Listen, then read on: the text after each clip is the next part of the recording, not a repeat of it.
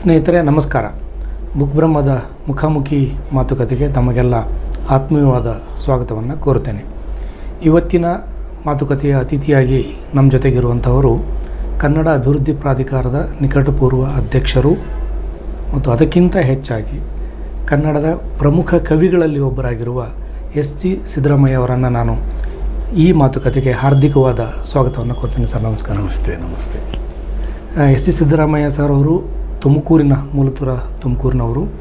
ಅವಳದೆಯ ಜಂಗಮ ಕವನ ಸಂಕಲನದ ಮೂಲಕ ಸಾಹಿತ್ಯ ಕ್ಷೇತ್ರಕ್ಕೆ ಪ್ರವೇಶಿಸಿ ನಂತರ ಅವರು ಸೊಲ್ಲು ಫಲವಾಗಿ, ಮರುಜೇವಣಿ, ಕರೆಬಳಗ ಅನ್ನುವ ಕವನ ಸಂಕಲನಗಳನ್ನು ಪ್ರಕಟಿಸಿದ್ದಾರೆ. ಅದಲ್ಲದೆ ಆಯ್ದ ಕವಿತೆಗಳ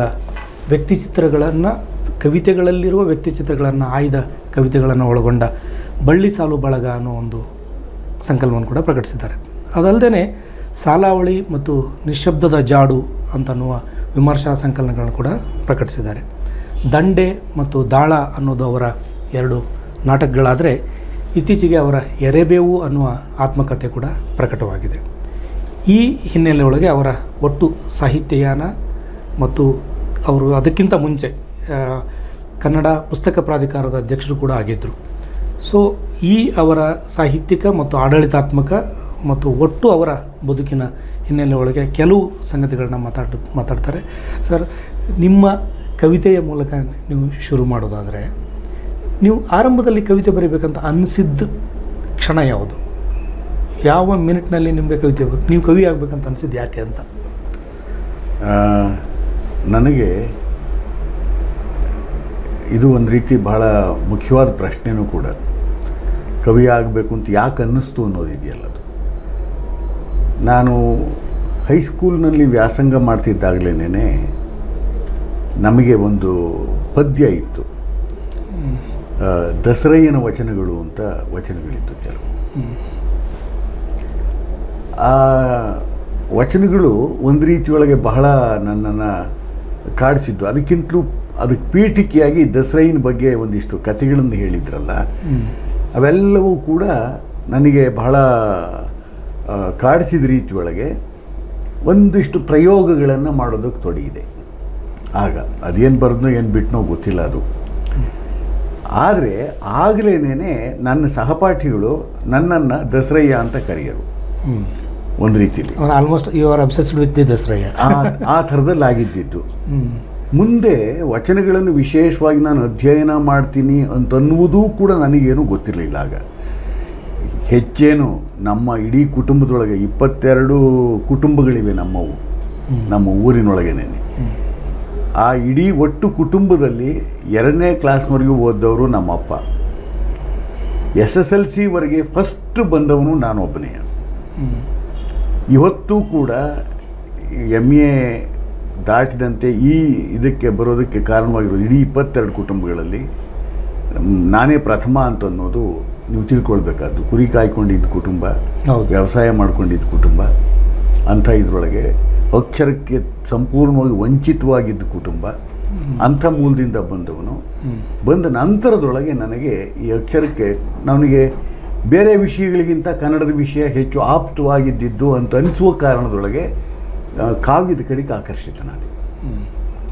ಈ ಆಕರ್ಷಣೆ ಎಲ್ಲಿನವರೆಗೂ ಬೆಳೀತು ಅಂತಂದರೆ, ನಾನು ಡಿಗ್ರಿಗೆ ಬಂದಾಗ ಮೊಟ್ಟ ಮೊದಲು ಇವತ್ತು ಕೂಡ ನಾನು ಗುರುತಿಸಿಕೊಳ್ಳುವಂಥ ಒಂದು ಪದ್ಯ ಇದೆ, ಅದನ್ನು ಬರೆದಿದ್ದು. ಅದು ಯಾರೋ ಒಬ್ಬಳು ಹೂ ಮಾರುವುದಕ್ಕೆ ಹೊರಟಂಥ ಹೆಣ್ಣನ್ನು ನೋಡಿದಂತೆ ಬರೆದ ಪದ್ಯ. ಈಗಲೂ ಆ ಸಾಲುಗಳಿಗೆ ನೆನಪಿನಲ್ಲಿದೆ. ಹೂ ಮಾರುವ ಹುಡುಗಿ, ಹೆಸರು ಹೊಂಬಾಳೆ, ಹೂವು ಬೇಕೇ ಹೂವು, ದನಿಯಲ್ಲಿ ಕೋಗಿಲೆ. ಈ ಥರದಲ್ಲಿ ಅಯಾಚಿತವಾಗಿ ನನ್ನೊಳಗೆ ಮೂಡಿದಂಥ ರಚನೆಗಳು. ಅದೇ ಮೊದಲನೇ ಕವನ ಅಂತ ಅನಿಸುತ್ತೆ. ಆದರೆ ನಿಜವಾಗಲೂ ಕೂಡ ಕಾವ್ಯವನ್ನು ಗಂಭೀರವಾಗಿ ತೆಗೆದುಕೊಂಡಂತೆ ನಾನು ಬರೆಯೋದಕ್ಕೆ ತೊಡಗಿದ್ದೇನೆ 1980 ನಂತರದೊಳಗೆ. ಅದಕ್ಕೂ ಪೂರ್ವದೊಳಗೆ ಬರೆದಿದ್ದವುಗಳನ್ನು ನಾನು ಗಂಭೀರವಾಗಿ ತಗೊಳ್ಳಿಲ್ಲ. 1980ರಲ್ಲಿ ನಾನು ತಂದಂಥ ಗಾಲ್ಫ್ ಉಬ್ಬಿನ ಮೇಲೆ ಇದೆಯಲ್ಲ, ಗಾಲ್ಫ್ ಉಬ್ಬಿನ ಮೇಲೆ ನಾನು ನಿಜವಾಗಿಯೂ ಕವಿತ್ವವನ್ನು ಬರೆಯಬಲ್ಲೆ ಅನ್ನುವ ಒಂದು ಕಾನ್ಫಿಡೆನ್ಸನ್ನು ಹುಟ್ಟಿಸಿದಂಥ ಸಂಕಲನ ಅದು. ಅದರ ಬಹಳ ವಿಶೇಷವಾದ್ದು ಅಂತಂದರೆ ಅದಕ್ಕೆ ಮುನ್ನುಡಿಯನ್ನು ಬರ್ಕೊಟ್ಟವರು ನಮ್ಮ ಪ್ರೊಫೆಸರ್ KS ಭಗವಾನ್. ಅದಕ್ಕೆ ಕಾರಣವೂ ಏನು ಅಂತಂದರೆ ಅವರ ಅಣ್ಣ ಒಬ್ಬರಿದ್ದರು, ಪ್ರೊಫೆಸರ್ KS ಬೋರೇಗೌಡ ಅಂತಂದು, ಇಂಗ್ಲೀಷ್ ಪ್ರೊಫೆಸರ್ ಅವರು ಕೂಡ ಭಗವಾನ್ ರೀತಿ ಒಳಗೆ ಭಾಳ ಒಳ್ಳೆಯ ಪ್ರೊಫೆಸರ್. ಅವರು ಸರ್ಕಾರಿ ಕಾಲೇಜುಗಳಲ್ಲಿ ಪ್ರೊಫೆಸರ್ ಆಗಿದ್ದಂಥವ್ರುಗಳು ನನಗೆ ಕಲೀಗ್ ಆಗಿದ್ದರು ಮಡಿಕೇರಿನಲ್ಲಿ. ಆಗ ಅವ್ರ ಕಡೆಯಿಂದ ನಾನು ಕಲಿತದ್ದು ಜಾಸ್ತಿ. ಇಂಗ್ಲೀಷ್ ಪರಿಚಯ ಆಯ್ತಲ್ಲ, ಇಂಗ್ಲೀಷ್ ಭಾಷೆಯ ಪರಿಚಯನೂ ಕೂಡ, ಸಾಹಿತ್ಯ ಪರಿಚಯನೂ ಕೂಡ ಅವ್ರ ಕಡೆಯಲ್ಲಾಗಿದ್ದಿತ್ತು. ಆಗ ಅವ್ರು ನನ್ನ ಕೆಲವು ರಚನೆಗಳನ್ನು ನೋಡಿ, ಈ ಸುಮ್ಮನೆ ಬರೆದು ಯಾಕೆ ಇಟ್ಕೊಂಡಿದೆಯಾ, ಒಂದು ಪಬ್ಲಿಷ್ ಮಾಡು, ನಾನೇ ಪಬ್ಲಿಷ್ ಮಾಡಿಸ್ತೀನಿ ಅಂತಂದು ನಮ್ಮ HL ಕೇಶವಮೂರ್ತಿ ಅವರಿಗೆ ಹೇಳಿದರು. ಸುಹಾಸ ಪ್ರಕಾಶ್ನ HL ಕೇಶವಮೂರ್ತಿ ಲಂಕೇಶ್ ಪತ್ರಿಕೆಯಲ್ಲಿ ಬರೀತಾ ಇದ್ದರು. ಆ ಕವನಗಳನ್ನು ಅವರು ಕಟ್ಟನ್ನು ಕೊಟ್ಟೆ ತಗೊಂಡು ಹೋಗಿ ಕೊಟ್ಟಾಗ ಇಲ್ಲ ನಾನು ಮಾಡ್ತೀನಿ ಇದನ್ನು ಅಂತಂದು ತುಂಬ ಸಂತೋಷದಲ್ಲಿ ಒಪ್ಕೊಂಡ್ರು. ಆಗ ನಾನು ಅವ್ರನ್ನೇ ಕೇಳಿದೆ, ಬೋರೇಗೌಡರನ್ನ, ನೀವೇ ಮುನ್ನುಡಿ ಬರ್ಕೊಡಿ ಅಂತ. ಇಲ್ಲ ನಾನು ಬರೆದ್ರು ಸರಿ ಹೋಗಲ್ಲ, ಅದು ಭಗವಾನ್ ಕಡೆ ನಾನು ಹೇಳ್ತೀನಿ ಅಂತ. ಭಗವಾನ್ ಬಗ್ಗೆ ನನಗೆ ಗೊತ್ತಿತ್ತು, ಪರಿಚಯ ಇರಲಿಲ್ಲ. ಹೇಗೆ ಗೊತ್ತಿತ್ತು ಅಂತಂದರೆ ಅವ್ರದ್ದೊಂದು ಪ್ರಸಿದ್ಧವಾದ್ದು ಶಂಕರಾಚಾರ್ಯರ ಬಗ್ಗೆ ಪ್ರತಿಗಾಮಿತನ ಇತ್ತಲ್ಲ, ಆ ಪುಸ್ತಕ ಓದಿದ್ದೆ. ಅದಕ್ಕಿಂತಲೂ ವಿಶೇಷವಾಗಿ ಕುವೆಂಪು ಬಗ್ಗೆ ಒಂದು ಆರ್ಟಿಕಲ್ ಬರೆದಿತ್ತು, ಸಂಕ್ರಮಣದಲ್ಲಿ ಬರೆದಿದ್ರು. ಅದೇನು ಅಂತಂದರೆ ಟೆಂಪೆಸ್ಟ್ ನಾಟಕ, ಬಿರುಗಾಳಿ, ಶೇಕ್ಸ್ಪಿಯರ್ದು. ಇವರು ಬಿರುಗಾಳಿ ಅಂತಂತಂದು ಮಾಡಿಕೊಂಡಿರೋದ್ರೊಳಗೆ ಎಷ್ಟು ನೇರವಾದ ಪ್ರಭಾವಗಳನ್ನು ಒಳಗೊಂಡಿದೆ ಆ ಪುಸ್ತಕ ಅಂತನ್ನೋದನ್ನು ಭಾಳ ನಿಷ್ಕರ್ಷವಾಗಿ ಬರೆದಿದ್ರು. ನನಗೆ ಯಾಕೆ ಇಷ್ಟವಾಯಿತು ಅಂತಂದರೆ, ಒಂದು ರೀತಿ ಒಳಗೆ ಈ ಒಂದು ನಿಲುವು ಇರಬೇಕು. ನಮ್ಮದು ಬಹುತ್ವಗಳ ಸಮಾಜ, ಜಾತಿ ವ್ಯವಸ್ಥೆಯ ಸಮಾಜ. ನಾವು ಸಾಹಿತ್ಯದೊಳಗೆ ಆಗಲಿ ಬೇರೆ ಎಲ್ಲೇ ಆಗಲಿ ಜಾತಿ ಬಗ್ಗೆ ಮಾತನಾಡಬೇಕು ಅಂತಂದಾಗ ನನ್ನ ನಿರೀಕ್ಷೆ ಇರೋದೇನು ಅಂದರೆ, ವ್ಯಕ್ತಿಯಾಗಿ ನಮ್ಮನ್ನು ನಾವು ಹೇಗೆ ಸ್ವವಿಮರ್ಶೆಗೆ ಒಡ್ಡಿಕೊಳ್ತೀವಿಯೋ ಹಾಗೆ ನಮ್ಮ ಜಾತಿಯನ್ನು ಕೂಡ ನಾವು ಸ್ವವಿಮರ್ಶೆಗೆ ಒಡ್ಡಿಕೊಳ್ತಲೇನೇ ಜಾತಿ ವ್ಯವಸ್ಥೆ ಬಗ್ಗೆ ಮಾತನಾಡಬೇಕು. ಅಲ್ಲಿದ್ರೆ ಮಾತನಾಡಬಾರ್ದು. ಜಾತಿ ರತಿ ಇತ್ತು ಅಂದರೆ, ಆತ್ಮರತಿ ಇದ್ದ ರೀತಿಯೊಳಗೆ ಜಾತಿ ರತಿ ಇತ್ತು ಅಂತಂದರೆ ಅದರಂಥ ಭಯಂಕರವಾದ ವಿಷಯ ಇನ್ಯಾವುದೂ ಇಲ್ಲ. ಸರಿಯಾದ ಆ ಹಿನ್ನೆಲೆ ಒಳಗೆ ನನಗೆ ಭಗವಾನ್ ಬಹಳ ಇಷ್ಟವಾದರು. ಒಬ್ಬ ಸ್ವಜಾತಿಯ ಕವಿಯ ಬಗೆಗೆ ನಿಷ್ಠುರವಾದ ಒಂದು ವಿಮರ್ಶೆಯನ್ನು ಮಾಡಿರೋದು. ಆಗ ಭಗವಾನ್ ಕೂಡ ಹೇಳಿದರು, ಆ ಲೇಖನವನ್ನು ಮೆಚ್ಚಿಕೊಂಡ್ರು ಕುವೆಂಪು ಅಂತಂದು. ಅದು ಆಮೇಲೆ ಹೇಳಿದ್ದಿದ್ದು. ಆ ಹಿನ್ನೆಲೆ ಒಳಗೆ ನನಗೆ ಅವರು ಆಯಿತು ಅವ್ರು ಬರ್ಕೊಡೋದಾದರೆ ಅಂತಂದಾಗ ಅವರೂ ಬಹಳ ವಿಶೇಷವಾಗಿ ಬರ್ಕೊಟ್ರು. ಒಂದು ರೀತಿ ಒಳಗೆ ನವ್ಯದ ಭರಾಟೆ ಆಗ ಇದ್ದಿತ್ತು. ಆ ಹಿನ್ನೆಲೆ ಒಳಗೆ ಏನು ಮಾಡಿದರು ಅಂದರೆ, ಪ್ರಾಕ್ಟಿಕಲ್ ಕ್ರಿಟಿಸಿಸಮ್ ಇದೆಯಲ್ಲ, ಪ್ರಾಯೋಗಿಕ ವಿಮರ್ಶೆ, ನನ್ನ ಹಲವು ಪದ್ಯಗಳನ್ನು ಪ್ರಾಯೋಗಿಕ ವಿಮರ್ಶೆಗೆ ಒಡ್ಡಿದರು. ಅದರೊಳಗೆ ಬಿರುಕು ಅಂತ ಒಂದು ಸಣ್ಣ ಪದ್ಯ, ಅದನ್ನು ಸ್ವಲ್ಪ ದೂರಾನ್ವಯ ಅಂತ ನನಗೆ ಆವತ್ತು ಅನಿಸಿತ್ತು, ಇವತ್ತು ಅನ್ನಿಸ್ತಾ ಇದೆ. ಕುವೆಂಪು ಅವರ ಕಾನೂರು ಹೆಗ್ಗಡತಿ ಕಾದಂಬರಿಯ ಮನೆ ಪಾಲಾಗುವುದಕ್ಕೆ ಹೋಲಿಸಿದ ರೀತಿಯೊಳಗೆ ಆ ಬಿರುಕು ಪದ್ಯದಲ್ಲಿ ಪ್ರಸ್ತಾಪ ಮಾಡಿ ವಿಶ್ಲೇಷಣೆ ಮಾಡಿದರು. ಸ್ವಲ್ಪ ಹೋಲಿಕೆ ತುಂಬ ದೊಡ್ಡದಾಯ್ತೇನೋ ಅಂತ ನನಗೂ ಅನಿಸಿತ್ತು. ಮೂಗಿಂತ ಮೂಗ್ತಿ ಭಾರ ಅನ್ನೋ ರೀತಿ ಒಳಗೆ ಈ ಪದ್ಯಕ್ಕೂ ಆ ವಸ್ತು ವ್ಯಾಪ್ತಿಯ ಜಗತ್ತಿನೊಳಗೆ ತುಂಬ ಶ್ರೇಷ್ಠ ಕೃತಿ ಕಾದಂಬರಿ ಅದು. ಕಾನೂರು ಹೆಗ್ಗಡತಿ, ಅದಕ್ಕೂ ಎಲ್ಲಿ ಸಂಬಂಧ ಅಂತ ಅನಿಸಿದ್ದಿತ್ತು. ಆದರೂ ಇವತ್ತು ಕೂಡ ಭಗವಾನ್ ಅದನ್ನು ಸಮರ್ಥಿಸ್ಕೊಳ್ತಾರೆ. ಯಾಕೆ ಆಗಬಾರ್ದು ಅಂತನ್ನೋ ರೀತಿ ಒಳಗೆ ಅವರು ಸಮರ್ಥಿಸ್ಕೊಳ್ತಾರೆ, ಅದು ಬೇರೆ ಪ್ರಶ್ನೆ. ಈ ಥರದೊಳಗೆ ನನಗೆ ಕಾವ್ಯಕ್ಕೆ ಪ್ರವೇಶ ಅಲ್ಲಿ ಸಿಕ್ಕಿತು. ಒಂದು ಕಾನ್ಫಿಡೆನ್ಸ್, ಅವ್ರ ವಿಮರ್ಶೆ ಓದಿದ ಮೇಲೆ ಒಂದು ಕಾನ್ಫಿಡೆನ್ಸ್ ಬಂತು. ನಾನು ನಿರಂತರವಾಗಿ ಕಾವ್ಯವನ್ನೇ ಧ್ಯಾನಿಸ್ಕೊಂಡು ಬಂದೆ. ನನಗೆ ಅದರಲ್ಲಿ ಆ ಮೊದಲ ಸಂಕಲನದ ಟೈಟ್ಲ್ ಇದೆಯಲ್ಲ, ಏನಕ್ಕೆ ಆ ಥರದ್ದು ಒಂದು ಟೈಟ್ಲಿಗೆ ಹೋಗ್ಬೇಕಂತ ಅನಿಸ್ತು? ಗಾಲ್ಫ್ ಉಬ್ಬಿನ ಮೇಲೆ. ಅಲ್ಲಿ ನಾನು ಮಡಿಕೇರಿನಲ್ಲಿ 8 ವರ್ಷ ಇದ್ದೆ. ಗಾಲ್ಫ್ ಗ್ರೌಂಡ್ ಅಂತಾರೆ ಅದನ್ನು. ಹೌದು. ಆ ಗಾಲ್ಫ್ ಗ್ರೌಂಡ್ ಇದೆಯಲ್ಲ, ಮಡಿಕೇರಿಯ 2 ಬಗೆಯ ಜೀವನದ ಒಂದು ಪ್ರತೀಕವಾಗಿ ನನಗದು ಕಾಣಿಸುತ್ತೆ. 2 ಬಗೆಯ ಜೀವನ ಏನು ಅಂತಂದರೆ, ಒಂದು ಭೋಗ ಜೀವನ, ಇನ್ನೊಂದು ಅಷ್ಟೇ ಮಟ್ಟಿಗೆ ಶೋಷಣೆಗೆ ಒಳಗಾದ ವರ್ಗದ ಜೀವನ. ಆ ಎರಡರ ಪ್ರತೀಕವಾಗಿ ಅಲ್ಲಿ ನನಗೆ ಕೆಲವು ವಸ್ತು ರೂಪಗಳು ಕಾಣ್ತಾ ಇತ್ತು. ಬೇಕಾದಷ್ಟು ಜನ ಒಳ್ಳೆ ಬಿಸಿಲು ಬಂದಾಗ 3-4 ತಿಂಗಳು ನಿರಂತರವಾಗಿ ಮಳೆ ಸುರಿತಾ ಇರುತ್ತೆ, ಮೋಡ ಸೂರ್ಯ ಕಾಣಿಸ್ತಾ ಇರೋಲ್ಲ ಅಂಥ ಹೊತ್ತಿನೊಳಗೆ ಇದ್ದಕ್ಕಿದ್ದಾಗೆ ಸೂರ್ಯ ಕಂಡ ಹೊತ್ತಿನೊಳಗೆ ಆ ಬಿಸಿಲು ಅನ್ನೋದು ಕೂಡ ಎಷ್ಟು ಆಹ್ಲಾದಕರವಾಗಿರುತ್ತೆ ಅಂದರೆ ನಾನು ಅದನ್ನು ತುಂಬ ಅಲ್ಲಿ ಅನುಭವಿಸಿದವನವನು. ಅದಾದ ಮೇಲೆ ಆ ಗಾಲ್ಫ್ ಗ್ರೌಂಡ್ನಲ್ಲಿ ಕೆಲವು ಥರದ ಚಟುವಟಿಕೆಗಳು ನಡೀತವೆ. ಅದನ್ನು ಬೇರೆ ಅರ್ಥದಲ್ಲಿ ಇದು ಮಾಡಬೇಕಾದಿಲ್ಲ, ಅಲ್ಲಿ ಅದರ ಚೂರುಗಳಿದ್ದಾವೆ. ಅದನ್ನು ನೋಡಿದಾಗ ನಾನು ಈ ಎರಡೂ ಮುಖಗಳ ಒಂದು ಚಿತ್ರಣವನ್ನು ಕೊಡೋ ರೀತಿ ಒಳಗೆ ಗಾಲ್ಫ್ ಉಬ್ಬಿನ ಮೇಲೆ ಅಂತ ಇಟ್ಟಿದ್ದು. ಆ ಉಬ್ಬು ಅನ್ನೋದು ಕೂಡ ಒಂದು ಅಹಂಕಾರ ಅಂತನ್ನೋದು, ಅಲ್ಲಿ ಏನೇನು ನಡೆಯುತ್ತೆ ಅನ್ನೋದು, ಈ ವರ್ಗ ತಾರತಮ್ಯದ ವರ್ಗ ಶೋಷಣೆಯ ಪ್ರತೀಕವಾಗಿ ಅದನ್ನಿಟ್ಟಿದ್ದು. ಜೊತೆಗೆ 8 ವರ್ಷ ನಾನಿದ್ದೆ ಮಡಿಕೇರಿ. ನನ್ನ ಜೀವನದಲ್ಲಿ ಮರೆಯಲಾರದಂಥ ಅನುಭವಗಳನ್ನು ಕೊಟ್ಟ ನೆಲ ಅದು. ನಮ್ಮ ಕರ್ನಾಟಕದೊಳಗೆ ಅತಿ ಸುಂದರವಾದ ನೆಲ ಅದು. ಕಾಶ್ಮೀರ ಅಂತ ಹೇಳ್ತಾರೆ, ಅಲ್ಲಿಯ ಎಲ್ಲ ಸ್ವರೂಪಗಳು ಕೂಡ ಇಲ್ಲೂ ಇತ್ತೀಚೆಗೆ ಆ ಡೆವಲಪ್ಮೆಂಟ್ ಆಗ್ತಾ ಇರೋದನ್ನು ನೋಡಿದಾಗ ಬಹಳ ಸಂಕಟವಾಗುತ್ತೆ. ಆಮೇಲೆ ಆಗ ಕಂಡ ಮಡಿಕೇರಿ ನನಗೀಗ ಕಾಣ್ತಾ ಇಲ್ಲ. ನಾನು ಅಲ್ಲಿ ಅನುಭವಿಸಿದಂಥ ಮಡಿಕೇರಿ ಇದೆಯಲ್ಲ, ಅದು ಈಗ ಕಾಣ್ತಾ ಇಲ್ಲ. ಅದರ ಪ್ರತೀಕವಾಗಿ ಅದನ್ನ ಇಟ್ಟಿದ್ದು. ಈಗ ನನಗೆ ನೀವು ಆ ಟೈಟಲ್ ಇಟ್ಟದ್ದು ಮತ್ತು ಆಲೋಚನಾ ಕ್ರಮ ಮತ್ತು ಈಗ ನೀವು ನಿಮ್ಮ ಮಾತಿನಲ್ಲಿ ಪ್ರಸ್ತಾಪ ಮಾಡಿದ ನವ್ಯದ ಆರ್ಭಟ ಕಡಿಮೆ ಆಗ್ತಾ ಇದ್ದ ಕಾಲ ಅದು. ಆ್ಯಕ್ಚುಲಿ ನವ್ಯದ ಆರ್ಭಟ ಕಡಿಮೆ ಆಗ್ತಾ ದಲಿತ ಬಂಡಾಯ ಮುಂಚೂಣಿಗೆ ಬರ್ತಾ ಇದ್ದ ಕಾಲಘಟ್ಟದಲ್ಲಿ. ಬಟ್ ನಿಮ್ಮ ಆರಂಭದ ಕವಿತೆಗಳು ಮತ್ತು ನಂತರದ ಕವಿತೆಗಳಲ್ಲಿ, ಒಟ್ಟು ನಿಮ್ಮ ಕವಿತೆಗಳ ಯಾನದಲ್ಲಿ ಕವಿತೆಯ ಪಠ್ಯದ ಏನು ರಚನೆ ಇದೆಯಲ್ಲ, ರಚನಾಕ್ರಮ ಇದೆಯಲ್ಲ, ಟೆಕ್ಸ್ಟ್ನ ಸ್ಟ್ರಕ್ಚರ್ನ ದೃಷ್ಟಿಯಿಂದ ತುಂಬ ಇನ್ಫ್ಲೂಯೆನ್ಸ್, ಸಬ್ಜೆಕ್ಟ್ ಅಲ್ಲ ನಾನು ಹೇಳೋದು, ವಸ್ತು ಅಲ್ಲ, ತಂತ್ರದ ವಿಷಯಕ್ಕೆ ನವ್ಯರು ನಿಮ್ಮನ್ನು ತುಂಬ ಆವರಿಸಿಕೊಂಡಿದ್ದಾರೆ ಅಂತ ಅನಿಸುತ್ತೆ. ಹೌದು, ನಾನು ಒಪ್ತೀನಿ ಅದನ್ನು. ಯಾಕೆ ಅಂತಂದರೆ ನವ್ಯ ಕನ್ನಡಕ್ಕೆ ಬಹಳಷ್ಟು ಕೊಡುಗೆಗಳನ್ನು ಕೊಟ್ಟೈತೆ, ಬಹಳಷ್ಟು ಅಪಾಯಗಳನ್ನು ಕೂಡ ಮಾಡೈತೆ. ಈ ತಿಳುವಳಿಕೆ ನನಗೆ ತುಂಬ ಎಚ್ಚರದಲ್ಲೇ ಬಂದಿದ್ದಿದ್ದು. ಯಾಕೆ ಅಂದರೆ ನಾನು ಪ್ರಾರಂಭದಿಂದಲೂ ಕೂಡ ನವೋದಯಕ್ಕೆ ಹೆಚ್ಚು ಜೋತು ಬಿದ್ದವನು ಅನ್ನೋದಕ್ಕಿಂತ ಹೆಚ್ಚು ಆಕರ್ಷಿತನಾದವನು ನವೋದಯಕ್ಕೆ. ಆದರೆ ನವ್ಯವನ್ನು ಓದ್ತಾ ಬಂದಾಗ ಒಂದು ಶಿಲ್ಪ ಇದೆಯಲ್ಲ, ಪೊಯಿಟ್ರಿಗೆ ಕವಿತ್ವಕ್ಕೆ ಬೇಕಾಗುವಂಥ ಒಂದು ಸೌಷ್ಠವ ಇದೆಯಲ್ಲ, ಆ ಸೌಷ್ಠವ ಜೊತೆಗೆ ಭಾಷಾ ಪ್ರಯೋಗ, ಈ ಎರಡನ್ನೂ ಕೂಡ ಕಲಿಸಿದ್ದು ನನಗೆ ಹೆಚ್ಚಿನದಾಗಿ ನವ್ಯನೇನೆ. ಒಂದು ಪದಮೈತ್ರಿ, ಆಮೇಲೆ ಪದಗಳ ದುಂದು ಬಳಕೆ ಮಾಡಿದಂಥ ಸ್ಥಿತಿ, ಜೊತೆಗೆ ಬದುಕನ್ನು ನೋಡಬೇಕಾದಾಗ ಒಂದು ಎಚ್ಚರ, ಬೌದ್ಧಿಕ ಎಚ್ಚರ, ಬರೀ ಭಾವಾವೇಶದ್ದಲ್ಲ, ಬೌದ್ಧಿಕ ಎಚ್ಚರವೂ ಕೂಡ ಎಷ್ಟು ಮುಖ್ಯ. ಇವೆಲ್ಲವುಗಳ ಮುಖೇಣವಾಗಿ ನನಗೆ ಆ ರಚನಾ ಸೌಷ್ಠವ ಇದೆಯಲ್ಲ, ರಚನಾ ಸೌಷ್ಠವದೊಳಗೆ ಒಂದು ಜಿಗುಟುತನ ಬರೋದಕ್ಕೆ ಸಾಧ್ಯವಾಯಿತು.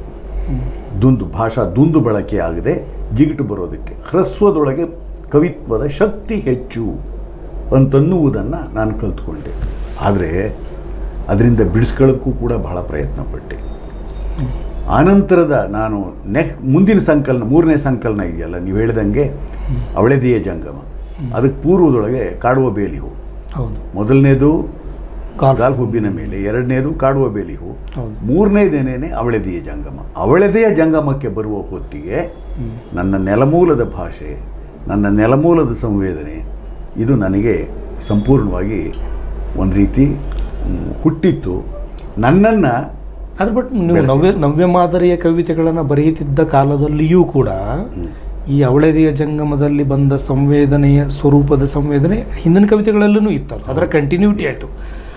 ಪ್ರೆಸೆಂಟೇಷನ್ನಲ್ಲಿ ಮಾತ್ರ ವ್ಯತ್ಯಾಸ ಆಯಿತು. ಹೌದು, ನೀವು ಹೇಳೋದು ಸರಿ. ಅದು ಪ್ರೆಸೆಂಟೇಷನ್ನಲ್ಲಿ ಮಾತ್ರ ಅದು ಬಂತು.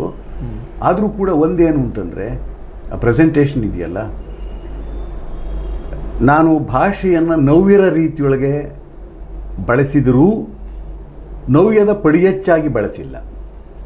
ಈ ಉದಾಹರಣೆಗೆ ಅಡಿಗರು ಬಳಸ್ತಾರೆ, ಪುರಾಣ ಪ್ರತಿಮೆಗಳನ್ನು, ರೂಪಕಗಳನ್ನು ಹೆಚ್ಚು ಬಳಸ್ತಾ ಹೋಗ್ತಾರೆ. ಆದರೆ ನಾನು ಗಾಲ್ಫ್ ಹುಬ್ಬಿನ ಮೇಲಿನಿಂದಲೂ ಕೂಡ ಆ ಸಂಕಲನದಿಂದಲೂ ಕೂಡ ಇಂದಿನವರೆಗೂ ಕೂಡ ನಾನು ಬಳಸುವ ನನ್ನ ನುಡಿಗಟ್ಟು ಇದೆಯಲ್ಲ, ನನ್ನ ಪುರಾಣ ಪ್ರಪಂಚ ಇದೆಯಲ್ಲ, ಅದು ನಮ್ಮ ಬಹುತ್ವ ಮೂಲದ ಪ್ರಪಂಚವೇ. ಅದನ್ನು ಅವೈದಿಕ ಅಂತ ಅವೈದಿಕ ನೆಲೆಯ ಪ್ರಪಂಚವೇ ನಾನು ಮಾತನಾಡೋದು, ನನ್ನ ನುಡಿಗಟ್ಟು ಕೂಡ ಮಾತನಾಡೋದು. ಅದಕ್ಕೇನೆ ಬಹಳಷ್ಟು ಜನ ಇವತ್ತು ಕೂಡ ನಮ್ಮ ನವ್ಯದ ಆಗಿನ ಸ್ನೇಹಿತರುಗಳಿದ್ದಾರಲ್ಲ, ಅವರೆಲ್ಲ ಹೇಳ್ತಾರೆ ನಿನ್ನ ಭಾಷೆ ಸಂಪೂರ್ಣವಾಗಿ ಬೇರೆ ಡಿಕ್ಷನರಿನೇ ಕೊಡಬೇಕು ನೀನು ಅನ್ನೋ ರೀತಿಲಿ ಹೇಳ್ತಾರೆ. ಅದಕ್ಕೆ ಅರೆ ಬೇರೆಯವರಿಗೆ ಡಿಕ್ಷನರಿ ಇಲ್ಲ, ಅಡಿಗರನ್ನ ಓದಬೇಕು ಅಂತಂತಂದಾಗ ನೀನು ಆ ಎತ್ತರಕ್ಕೆ ಬೆಳಿಬೇಕು, ನೀವು ಆ ಪುರಾಣಗಳನ್ನೆಲ್ಲ ಓದ್ಕೋಬೇಕು ಅಂತನ್ನುವ ಪ್ರಶ್ನೆ ಎತ್ತುತ್ತೀರ. ಆದರೆ ಈ ತರಹದಲ್ಲಿ ಬರೆಯೋದಕ್ಕೆ ತೊಡಗಿದಾಗ ನಮಗೆ ಬೇರೆ ಡಿಕ್ಷನರಿ ಆಗಬೇಕು ಅಂತ ಹೇಳ್ತೀರ. ಇದು ಯಾವ ತರ್ಕ? ಈ ತರ್ಕಕ್ಕೂ ಮೀರಿದಂಥದ್ದು ಇರುತ್ತೆ, ಅವರವರದೇ ನೆಲೆಗಟ್ಟಿನಲ್ಲಿ ಮಾತನಾಡಬೇಕಾದಾಗ. ಆದರೆ ಅದಕ್ಕೆ ಓದುಗರು ಕೂಡ ಸಿದ್ಧರಾಗಬೇಕಾಗತ್ತೆ ಅಂತ ನನ್ನ ಒಂದಿದು ಅಷ್ಟೇ. ಅದು ಸರಿ, ಅದು ನಾನು ಒಪ್ತೇನೆ. ಆದರೆ ನನಗೆ ಈ ಅಡಿಗರ ಕಾವ್ಯದಲ್ಲಿರ್ಬೋದು, ನವ್ಯದಲ್ಲಿರ್ಬೋದು, ಒಟ್ಟು ಒಂದು ವೈದಿಕ ಪುರಾಣ ಲೋಕ ಇದೆ, ಇನ್ನೊಂದು ಬಹುತ್ವ ನೆಲೆಯ ಆದಿಮ ಸಂಸ್ಕೃತಿಯಿಂದ ಬಂದ ಮುಂದುವರಿಕೆಯಾಗಿ ಬಂದ ಇನ್ನೊಂದು ನಂಬಿಕೆಯ ಲೋಕ ಇದೆ.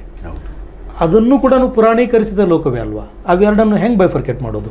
ಎರಡು ಪುರಾಣೀಕರಿಸಿದ್ವಿ ಅಲ್ವಾ? ಅಡಿಗರು ಪುರಾಣವನ್ನು ನೋಡುವುದಕ್ಕೂ ನಾವು ಪುರಾಣವನ್ನು ನೋಡುವುದಕ್ಕೂ ವ್ಯತ್ಯಾಸ ಇದೆ. ಅಡಿಗರ ಪುರಾಣ ವೈದಿಕ ಪ್ರಜ್ಞೆಯ ಪುರಾಣವಾಗುತ್ತೆ. ಅದಕ್ಕೇನೆ ಅದು ನಮಗೆ ಗೊತ್ತಾಗಿದ್ದು ಯಾವಾಗ ಅಂದರೆ, ನಾನು ಹಿಂದೂ, ನಾನು ಬ್ರಾಹ್ಮಣ ಅಂತನ್ನುವುದು ಬರೆಯುವಷ್ಟು ಹೊತ್ತಿಗೆ ಗೊತ್ತಾಗ್ತಾ ಬಂತು.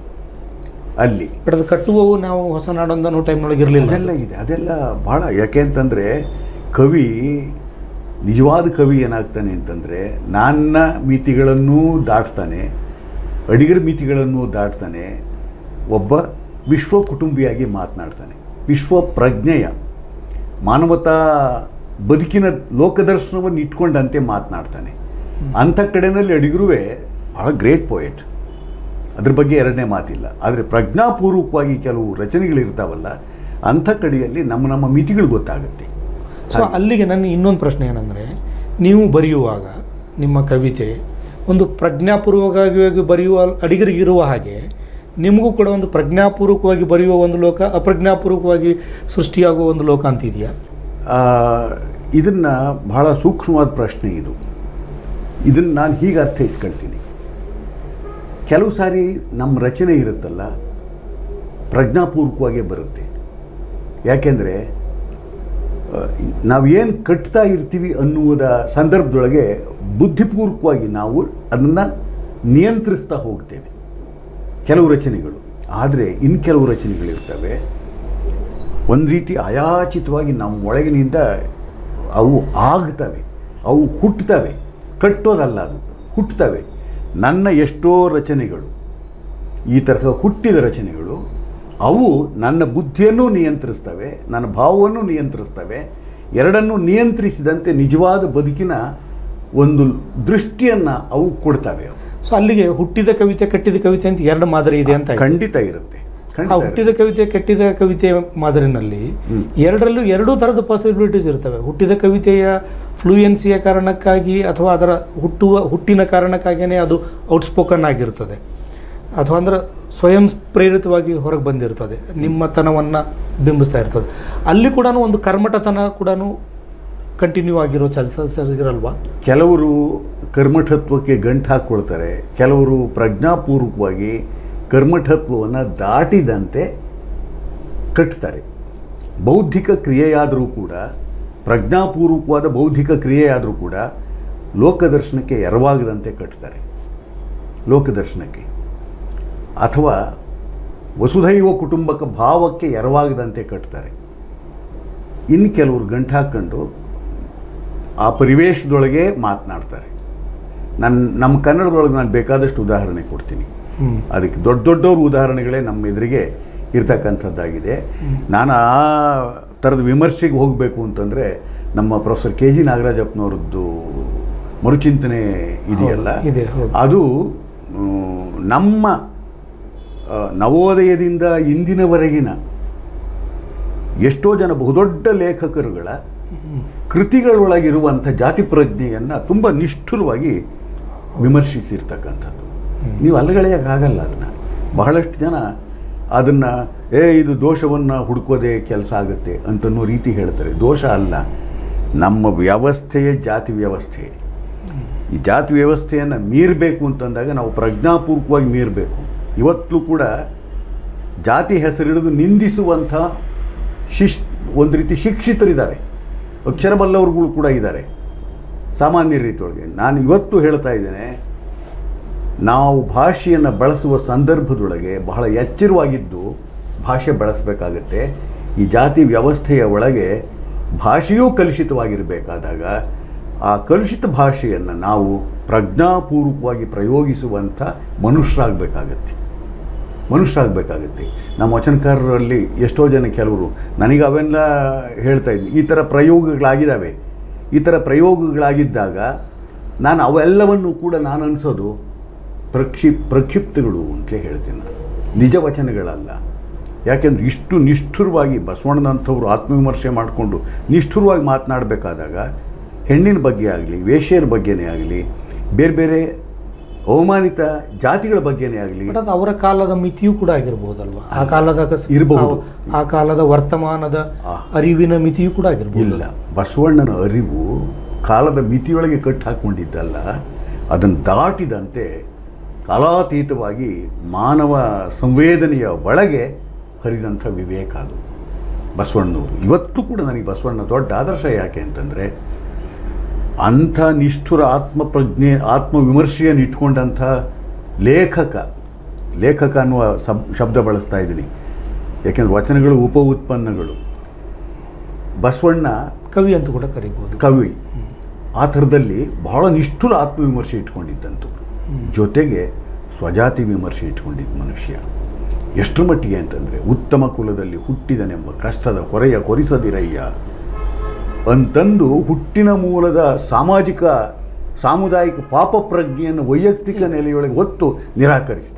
ನನಗೆ ಅದ್ರ ಬಗ್ಗೆ ಏನು ಇದಿಲ್ಲ. ನಾನೇನು ಕೇಳಬೇಕಾಗಿದೆ ಅಂದರೆ, ಮಹಿಳೆಯರಿಗೆ ಸಂಬಂಧಪಟ್ಟಂಗೆ, ಆರ್ಥಿಕ ವಿಷಯಗಳಿಗೆ ಸಂಬಂಧಪಟ್ಟಂಗೆ ಇವತ್ತು ನಾವು ಯಾವುದನ್ನು ವಚನ ಚಳವಳಿಯ ಮೇಲೆ ಆರೋಪಿಸ್ತಾ ಇದ್ದೀವಿ, ಆ ಥರದ ಆಲೋಚನಾ ಕ್ರಮ ಅಲ್ಲಿ ಇರಲಿಕ್ಕೆ ಸಾಧ್ಯ ಇರಲಿಲ್ಲ. ಇಲ್ಲ, ಯಾಕೆಂದರೆ ನೀವು ಗಮನಿಸಿ, ನಾವು ಆರೋಪಿಸ್ತಿದ್ದೀವಿ ಅಂತ ಅನಿಸಲ್ವ? ಇಲ್ಲ, ಆರೋಪಿಸ್ತಿದ್ದೀವಿ ಅಂತ ನನಗೆ ಅನಿಸಲ್ಲ. ಯಾಕೆಂದರೆ ನಮ್ಮಲ್ಲಿ ಪುರುಷ ಪ್ರಧಾನ ವ್ಯವಸ್ಥೆಯೊಳಗೆ ಪ್ರತಿಯೊಂದು ಕಾಯಕವೂ ಕೂಡ ಹಂಚಲ್ಪಟ್ಟಿದ್ದಿತ್ತು, ಗುರುತಿಸಲ್ಪಡ್ತಿತ್ತು. But he is also product of that society only. ಅಲ್ಲ, ಪಡ್ತಿತ್ತು. ಆದರೆ ಅದೇ ವಚನಕಾರರು ಮಹಿಳೆಯರ ಕಾಯಕವನ್ನು ಕೂಡ ಗೌರವದಲ್ಲಿ ಕಂಡರು.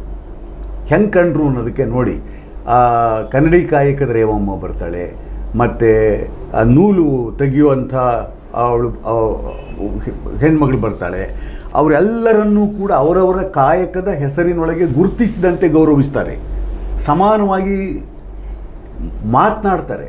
ಆಮೇಲೆ ಇನ್ನೇನು ಬೇಡಿ, ನಮ್ಮ 32 ಜನ ತಳವರ್ಗದಿಂದ ಬಂದಂಥ ಕಾಯಕ ಜೀವಿ ವಚನಕಾರ್ತಿಯರಿದ್ದಾರಲ್ಲ, ವಚನಕಾರ್ತಿಯರ ವಚನಗಳನ್ನೇ ನೋಡಿದಾಗ ಎಷ್ಟು ಪುರುಷರನ್ನು ನಿಷ್ಠುರವಾಗಿ ಅವರು ವಿಮರ್ಶಿಸ್ತಾರೆ ಅಂತಂತಂದರೆ ಆ ನೈತಿಕ ತಾಕತ್ತನ್ನು ಕೊಟ್ಟಿದ್ದು ಆ ಚಳವಳಿ, ಅವರಿಗೆ ಆ ದೃಷ್ಟಿಕೋನ ಕೊಟ್ಟಿದ್ದು ಆ ಚಳವಳಿ.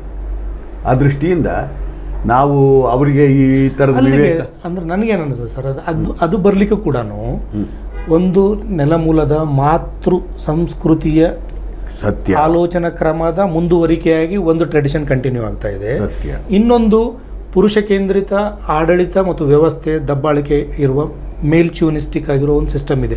ಅವೆರಡರ ಮುಖಾಮುಖಿಯಾಗಿ ಕಾಣಿಸ್ತಾ ಇರೋದು ಅದು. ಆ ಕಾರಣಕ್ಕಾಗೇನೇ ನಾನು ವಚನ ಚಳುವಳಿಯನ್ನು ಈ ಹೊತ್ತಿಗೂ ಕೂಡ ಪ್ರಸ್ತುತ ಅಂತ ಒಪ್ಕೊಳ್ಳೋದು. ಯಾಕೆ ಅಂದರೆ ಕರ್ಮಠ ವ್ಯವಸ್ಥೆ ಒಂದು ಕಡೆಗೆ, ಅದನ್ನು ಸಂಪೂರ್ಣವಾಗಿ ತಿರಸ್ಕರಿಸಿದ ರೀತಿಯೊಳಗೆ ಹೊಸ ಸಮಸಮಾಜವನ್ನು ಕಟ್ಟುವ ಚಳುವಳಿ ಇನ್ನೊಂದು ಕಡೆಗೆ, ಕಟ್ಟುವ ಸಂಘಟನೆ ಇನ್ನೊಂದು ಕಡೆಗೆ. ಈ ಎರಡರ ಸಂಘರ್ಷ ಇದೆಯಲ್ಲ, ಈ ಸಂಘರ್ಷ ಬಹಳ ತೀಕ್ಷ್ಣವಾಗಿ ಆಗಿರೋದಲ್ಲಿ ಅಲ್ಲಿ 12ನೇ ಶತಮಾನದ ನಂತರದೊಳಗೆ ಆ ಚಳುವಳಿಯ ಆಶಯಗಳೆಲ್ಲ ವಿಮುಖವಾಗ್ತವೆ. ಬಟ್ ನನಗೆ ನಿಮ್ದು ಇನ್ನೊಂದು ಸಂಕಲನ ಇದೆಯಲ್ಲ, ನೀವೇ ಎಡಿಟ್ ಮಾಡಿರೋದು ಕ್ರಾಂತಿಯ ಹೆಜ್ಜೆಗಳು ಅಂತ. ಈ ಸಂಕಲನದಲ್ಲಿ ಅವೈದಿಕ ಅಥವಾ ವೈದಿಕ ವಿರೋಧಿಯಾದ ನೆಲೆಯ ವಚನಗಳ ಕಟ್ಟುಗಳನ್ನು ಒಂದು ಕಡೆ ಸೇರಿಸಿದ್ದೀರಿ. ನನಗೆ ನನ್ನ ಓದಿನ ಮಿತಿನಲ್ಲಿ ಹೇಳೋದಾದರೆ ವಚನಗಳು ಕೇವಲ ವೈದಿಕ ವಿರೋಧಿಯಾದ ನೆಲೆಯಲ್ಲಿ ಮಾತ್ರ ನಿಂತು ಮಾತಾಡ್ದೇನೆ ಅವು ಇಲ್ಲಿನದೇ ಆದ ಕೆಲವು ವ್ಯವಸ್ಥೆಯ ವಿರುದ್ಧ ಕೂಡ ಮಾತಾಡ್ತಾ ಇದ್ದೇವೆ. ಅಂದರೆ ಯಾವುದನ್ನು ಮಾರಿ ಮಸಣಿ ಅಂತ ನೆಲಮೂಲದ ಸಂಸ್ಕೃತಿಯ ಒಂದು ನನ್ನ ನಂಬಿಕೆಗಳಿದಾವಲ್ಲ, ಬಹು ಸಂಸ್ಕೃತಿ ಅಂತ ಯಾವುದು ಹೇಳ್ತೀನಿ, ಯಾವುದನ್ನು ಫೋಕ್ ಟ್ರೆಡಿಷನ್ ಅಂತ ಕರಿತೀವಿ, ಯಾವ್ದು ನೆಲಮೂಲ ಸಂಸ್ಕೃತಿ ಅಂತ, ಅದನ್ನು ಕೂಡ ತಕರಾರು ಮಾಡ್ತಾ ಇದ್ದೇವೆ. ಅವು ಏಕಕಾಲಕ್ಕೆ ಎರಡನ್ನು ಎದುರಿಸ್ತಾ ಇರುವಾಗ ನಾವು ಒಂದನ್ನು ಮಾತಾಡಿ ಇನ್ನೊಂದು ಬಿಡೋದು ಕೂಡ ಪೊಲಿಟಿಕಲ್ ಚಾಯ್ಸ್ ಅನ್ಸಲ್ವ ಅದು? ಕರೆಕ್ಟ್. ಅದು ನಾನು ಹೇಳ್ತೇನೆ. ನಾನು ಇಟ್ಕೊಂಡ ಉದ್ದೇಶ ಇದಕ್ಕೆ ಸಂಪಾದನೆಗೆ ಬಹಳ ಮುಖ್ಯವಾದ ಉದ್ದೇಶ ಈಗಿನ ಕಾಲಮಾನದೊಳಗೆ ಇದರ ಅಗತ್ಯ ಇತ್ತು. ಅಷ್ಟೇ ಮಟ್ಟಿಗೆ ಅದನ್ನೂ ಕೂಡ ನಾನು ಕೈಗೆತ್ತಿಕೊಂಡಿದ್ದೀನಿ. ಅದರದ್ದು ವಚನ ಕೂಡ ಬರೀ ಅವೈದಿಕವಾದ ಪೊಲಿಟಿಕ್ಸ್ ಮಾತ್ರ ಮಾಡ್ತಾ ಇಲ್ಲ ಅಂತ ಹೇಳಬೇಕಾಗಿದೆ. ಇಲ್ಲ, ಅದನ್ನೇ ನಾನು ಹೇಳ್ತಾ ಇರೋದು. ಅವೈದಿಕವಾದ ಪೊಲಿಟಿಕ್ಸ್ ಅಲ್ಲ. ಯಾಕೆಂತಂದರೆ ಆಂಟಿವೇದಿಕ್ ಪಾಲಿಟಿಕ್ಸ್ ಅಲ್ಲ ಅದು. ಮಡಕೆಗೊಂದು ದೈವ, ಮಣ್ಣಿಗೊಂದು ದೈವ, ಮರಕ್ಕೊಂದು ದೈವ, ನೀರ ಕಂಡಲ್ಲಿ ಮುಳುಗುವರೆಯ, ಮರವ ಕಂಡಲ್ಲಿ ಸುತ್ತುವರೆಯ, ಈ ಥರದ್ದಿದೆಯಲ್ಲ. ಈ ಬಹುಸಂಸ್ಕೃತಿಗಳ ಮೂಲದೊಳಗಿನ ಮೌಢ್ಯಗಳನ್ನು ಕೂಡ ವಚನಕಾರರು ತೀಕ್ಷ್ಣವಾಗಿ ಖಂಡಿಸಿದ್ದಾರೆ. ಆ ರಚನೆಗಳು ಇವೆ. ಅವುಗಳನ್ನು ಬಿಟ್ಟು ಬರೀ ಆಚರಣಾತ್ಮಕ ಮೌಢ್ಯದ ತಕರಾರು ಮಾತ್ರ ಅಲ್ಲ ಅದು, ಒಟ್ಟು ಸೈದ್ಧಾಂತಿಕವಾದ ಭಿನ್ನಾಭಿಪ್ರಾಯನೇ ಇತ್ತು ಅವ್ರ ಜೊತೆಗೆ ಅವರು. ಹೌದು, ಸೈದ್ಧಾಂತಿಕವಾದ ಭಿನ್ನಾಭಿಪ್ರಾಯನೂ ಕೂಡ ಇತ್ತು. ಯಾಕೆ ಅಂದರೆ ಅವುಗಳಲ್ಲಿ ಮುಳುಗಿ ಅವರು ಶೋಷಣೆಗೆ ಒಳಗಾಗ್ತಾ ಇದ್ದಾರೆ ಅನ್ನುವ ಅರಿವಿಟ್ಟುಕೊಂಡೇನೇನೆ ಅವರು ಜ್ಯೋತಿಷ್ಯ, ಮೌಢ್ಯಾಚರಣೆಯ ಆಚಾರ ವಿಚಾರಗಳು, ದೈವದ ಬಗೆಗಿನ ನಂಬಿಕೆಗಳು ಇವೆಲ್ಲವನ್ನು ಕೂಡ ಅವರು ತಿರಸ್ಕರಿಸಿದ್ದು. ಆದರೆ ಹಾಗಂದಾಕ್ಷಣಕ್ಕೆ ದೈವದ ಕಲ್ಪನೆಯನ್ನೇ ತಿರಸ್ಕರಿಸಿಲ್ಲ ಅವರು. ಏನು ಮಾಡಿದರು? ಇಷ್ಟಲಿಂಗ ಕೊಟ್ಟರು. ಇಷ್ಟಲಿಂಗ ಕೊಟ್ಟಿದ್ದೂ ಕೂಡ ಯಾಕಾಗಿ ಅಂತಂದಾಗ ನನಗೆ ಅನ್ನಿಸ್ತಕ್ಕಂಥದ್ದು, ಯಾವತ್ತೂ ಮನುಷ್ಯ ನಂಬಿಕೆ ಇಲ್ಲದೆ ಬದುಕನ್ನು ಕಟ್ಟಿಕೊಳ್ಳಲಾರ ಎನ್ನುವ ಹೆಚ್ಚು ವಾಸ್ತವದ ತಿಳುವಳಿಕೆ ಬಸವಣ್ಣವ್ರಿಗಿತ್ತು. ಅದಕ್ಕೆ ಏನು ಮಾಡಿದರು?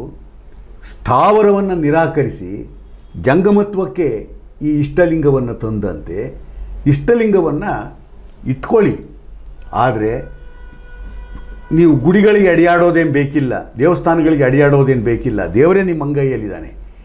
ಆ ಮುಖೇಣವಾಗಿ ನೀವು ನಿಮ್ಮ ದೇಹವನ್ನೇ ದೇವಾಲಯವಾಗಿಸ್ಕೊಳ್ಳಿ. ನಿಮ್ಮ ಆಲೋಚನೆ, ಚಿಂತನೆ, ಭಾವನೆ ಎಲ್ಲವೂ ಕೂಡ ಈ ದೈವತ್ವ ಅನ್ನುವ ಅಂಶ ಇದೆಯಲ್ಲ, ದೈವತ್ವ ಅನ್ನೋದನ್ನು ಜಡತ್ವದೊಳಗೆ ನೋಡೋದು ಬೇಕಿಲ್ಲ. ಮಾನವ ವಿಕಾಸ, ಮನುಷ್ಯನ ಮನೋವಿಕಾಸ ಅದು ಎಷ್ಟರ ಮಟ್ಟಿಗೆ ವಿಶ್ವಾತ್ಮಕದ ಕಡೆಗೆ ವಿಕಾಸವಾಗಬೇಕು, ಅದಕ್ಕೆ ನೀವು ತಗೊಳ್ಳಿ ಅಂತನ್ನುವ ರೀತಿಯೊಳಗೆ ಕೊಟ್ಟದ್ದು. ಕೊನೆಯವರೆಗೂ ಗಂಟು ಹಾಕ್ಕೊಂಡಿರಿ ಅಂತ ಹೇಳಲಿಲ್ಲ ಅದನ್ನು. ಅದಕ್ಕೇನೆ ಎಷ್ಟೋ ಜನ ವಚನಕಾರರೊಳಗೇನೇನೆ ಅಂಗದ ಮೇಲೆ ಲಿಂಗವನ್ನು ಹರಿದು ಹಾಕಿ ಅಥವಾ ಅದನ್ನು ಕಳ್ಕೊಂಡು, ಅಲ್ಲ, ಅರಿಯಲು ಕೊಟ್ಟ ಕುರುಹು ಅಂತಾನೆ ಇರೋದದು ಅಷ್ಟೇ. ಕುರುಹು ಬಿಟ್ಟು ಅರಿವು ಬಿಟ್ಟು ಕುರುಹು ಹಿಡಿದ್ರು ಅಂತಲೂ ಕೂಡ ಇದೆ ಅದರಲ್ಲಿ. ಈಗ ಆಗಿರೋದೇ ಅದು. ಅರಿವು ಬಿಟ್ಟರು, ಕುರುಹು ಹಿಡಿದ್ರು. ಆದರೆ ಕುರುಹು ಇದು ಅದೇನು ಹೊಸದಾಗಲ್ಲಿ ಹುಟ್ಟಿದ್ದಲ್ಲ. ನಮ್ಮ ಅಲೆಮಾರಿ ಸಮುದಾಯಗಳಲ್ಲಿ ಕುರುಹು ಅದು ಇತ್ತು. ಅದಕ್ಕೊಂದು ಉದಾಹರಣೆ, ಒಂದು ಗಾದೆ ಹೇಳ್ತೀನಿ. ಕುರುಬರು ಅಲೆಮಾರಿಗಳು ಕುರಿ ಕಾಯ್ಕೊಂಡು ಒಂದು ಕಡೆಯಿಂದ ಇನ್ನೊಂದು ಕಡೆಗೆ ಹೋಗ್ತಾ ಇದ್ದವರು. ಅವ್ರನ್ನ ಕುರಿತು ಮತ್ತು ಲಿಂಗಾಯತರನ್ನ ಕುರಿತು ಒಂದು ಗಾದೆ ಮಾತಿದೆ. ಕುರುಬರಿಗೆ ಹುಟ್ಲಿಂಗ, ಲಿಂಗಾಯತರಿಗೆ ಕಟ್ಲಿಂಗ ಅಂತ. ಹುಟ್ಲಿಂಗ ಅಂದರೆ ಹೇಗೆ? ಅವರು ಒಂದು ಕಡೆಯಿಂದ ಇನ್ನೊಂದು ಕಡೆಗೆ ಎಲ್ಲೆಲ್ಲಿ ನೀರು ಸಿಕ್ಕುತ್ತೋ ಅಂಥ ಕಡೆಗೆ, ನೀರು ಹುಲ್ಲು ಸಿಕ್ಕೋ ಕಡೆಗೆ ಕುರಿ ಹೊಡ್ಕೊಂಡು ಹೋಗೋರು. ಅವ್ರು ಬೆಳಗ್ಗೆ ಎದ್ದ ತಕ್ಷಣ ಏನು ಮಾಡೋರು? ಒಂದು ಕೆರೆ ದಂಡೆನೋ ಹೊಳೆ ದಂಡೆನೋ ಎಲ್ಲಿ ನೀರಿನ ದಂಡೆ ಒಳಗೆ ಒಂದಿಷ್ಟು ಮಣ್ಣು ತಗೊಳ್ಳೋರು, ನೀರಿಗೆ ಹಾಕೋರು, ಮುದ್ದೆ ಕಟ್ಟಿಬಿಟ್ಟು ಇಟ್ಟು ಒಂದು ಕಲ್ಲು ತಗೊಂಡು ಆ ನೀರಿನಲ್ಲಿ ತೊಳೆದು ಇಟ್ಟು ಅದನ್ನೇ ಲಿಂಗ ಅಂತ ಪೂಜಿಸೋರು. ಪೂಜಿಸಿದ ನಂತರ ಅದನ್ನು ತಗೊಂಡು ನೀರಿಗೆ ಹಾಕಿ ಮುಂದಕ್ಕೆ ಹೋಗೋರು. ಅಲ್ಲಿ ಹುಟ್ಟಿ ಅಲ್ಲೇ ಕರಗಿ ಹೋಗುತ್ತಿದ್ದಂಥ ಲಿಂಗ ಹುಟ್ಟು ಲಿಂಗ ಅದು. ಇದು ಕಟ್ಟು ಲಿಂಗ. ಶಾಶ್ವತವಾಗಿ ಅವ್ರು ಕಟ್ಕೊಳ್ತಿರ್ಲಿಲ್ಲ. ಸಾಂಕೇತಿಕವಾಗಿ ಆಗ ಹುಟ್ಟಿಸಿಕೊಂಡಂತೆ ಆಗ ಆರಾಧಿಸಿ ಆಗ ವಿಸರ್ಜಿಸಿ ಮುಂದಕ್ಕೆ ಹೋಗ್ತಾಯಿದ್ರು. ಮನಸ್ಸಿನೊಳಗೆ ಅದಿರ್ತಿತ್ತು, ಆದರೆ ವಸ್ತು ರೂಪದನ್ನು ವಿಸರ್ಜಿಸ್ತಾ ಇದ್ರು.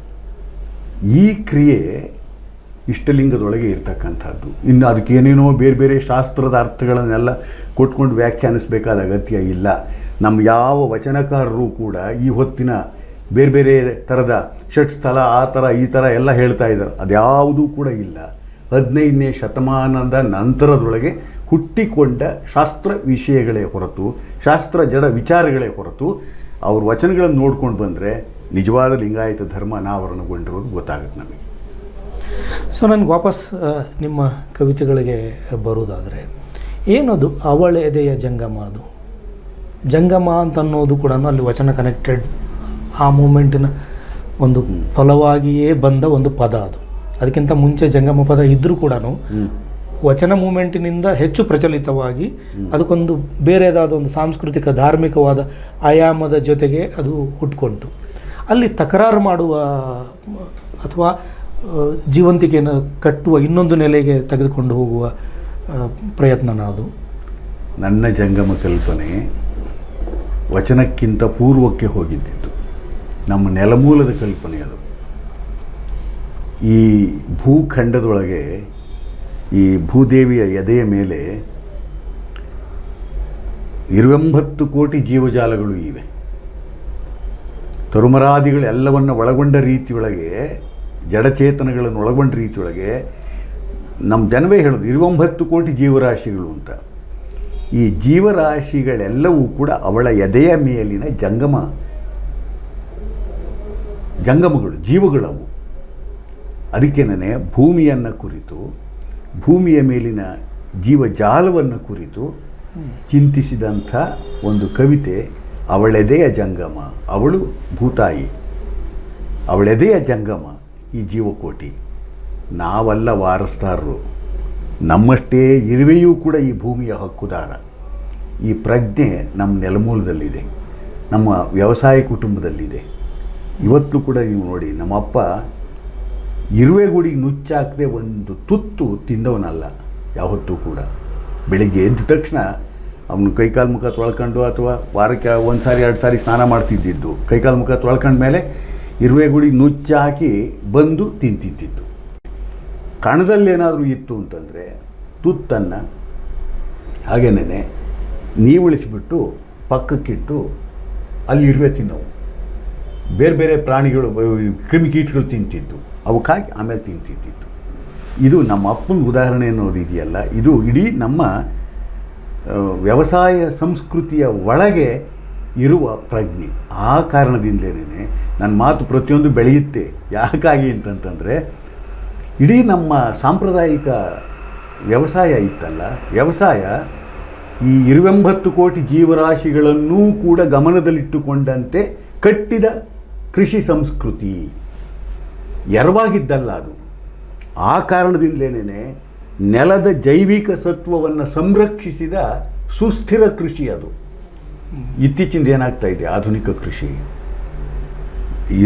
ನಮ್ಮ ಇರುವೆಗಳು ಇರಲಿ, ಎರೆಹುಳ, ರೈತನ ಮಿತ್ರ ಅನ್ನೋ ಎರೆಹುಳ, ನಾವು ಸುರಿಯುವ ಈ ರಾಸಾಯನಿಕ ಗೊಬ್ಬರದಿಂದ ಅವೆಲ್ಲ ನಾಶವಾಗಿದ್ದಾವೆ. ನಾವು ಸಿಂಪಡಣೆ ಮಾಡುವಂಥ ಔಷಧಿಯಿಂದ ಎಲ್ಲ ನಾಶವಾಗಿದ್ದಾವೆ. ಯಾವತ್ತೂ ಕೂಡ ನಮ್ಮ ಸಾಂಪ್ರದಾಯಿಕ ಕೃಷಿ ಈ ಕ್ರಿಮಿಕೀಟಗಳಿಗೆ ವಿಷಕಾರಿಯಾದದ್ದಾಗಿರ್ತಿರಲಿಲ್ಲ, ನಿವಾರಣೋಪಾಯವಾದ ಮಾರ್ಗವಾಗಿರ್ತಿತ್ತು.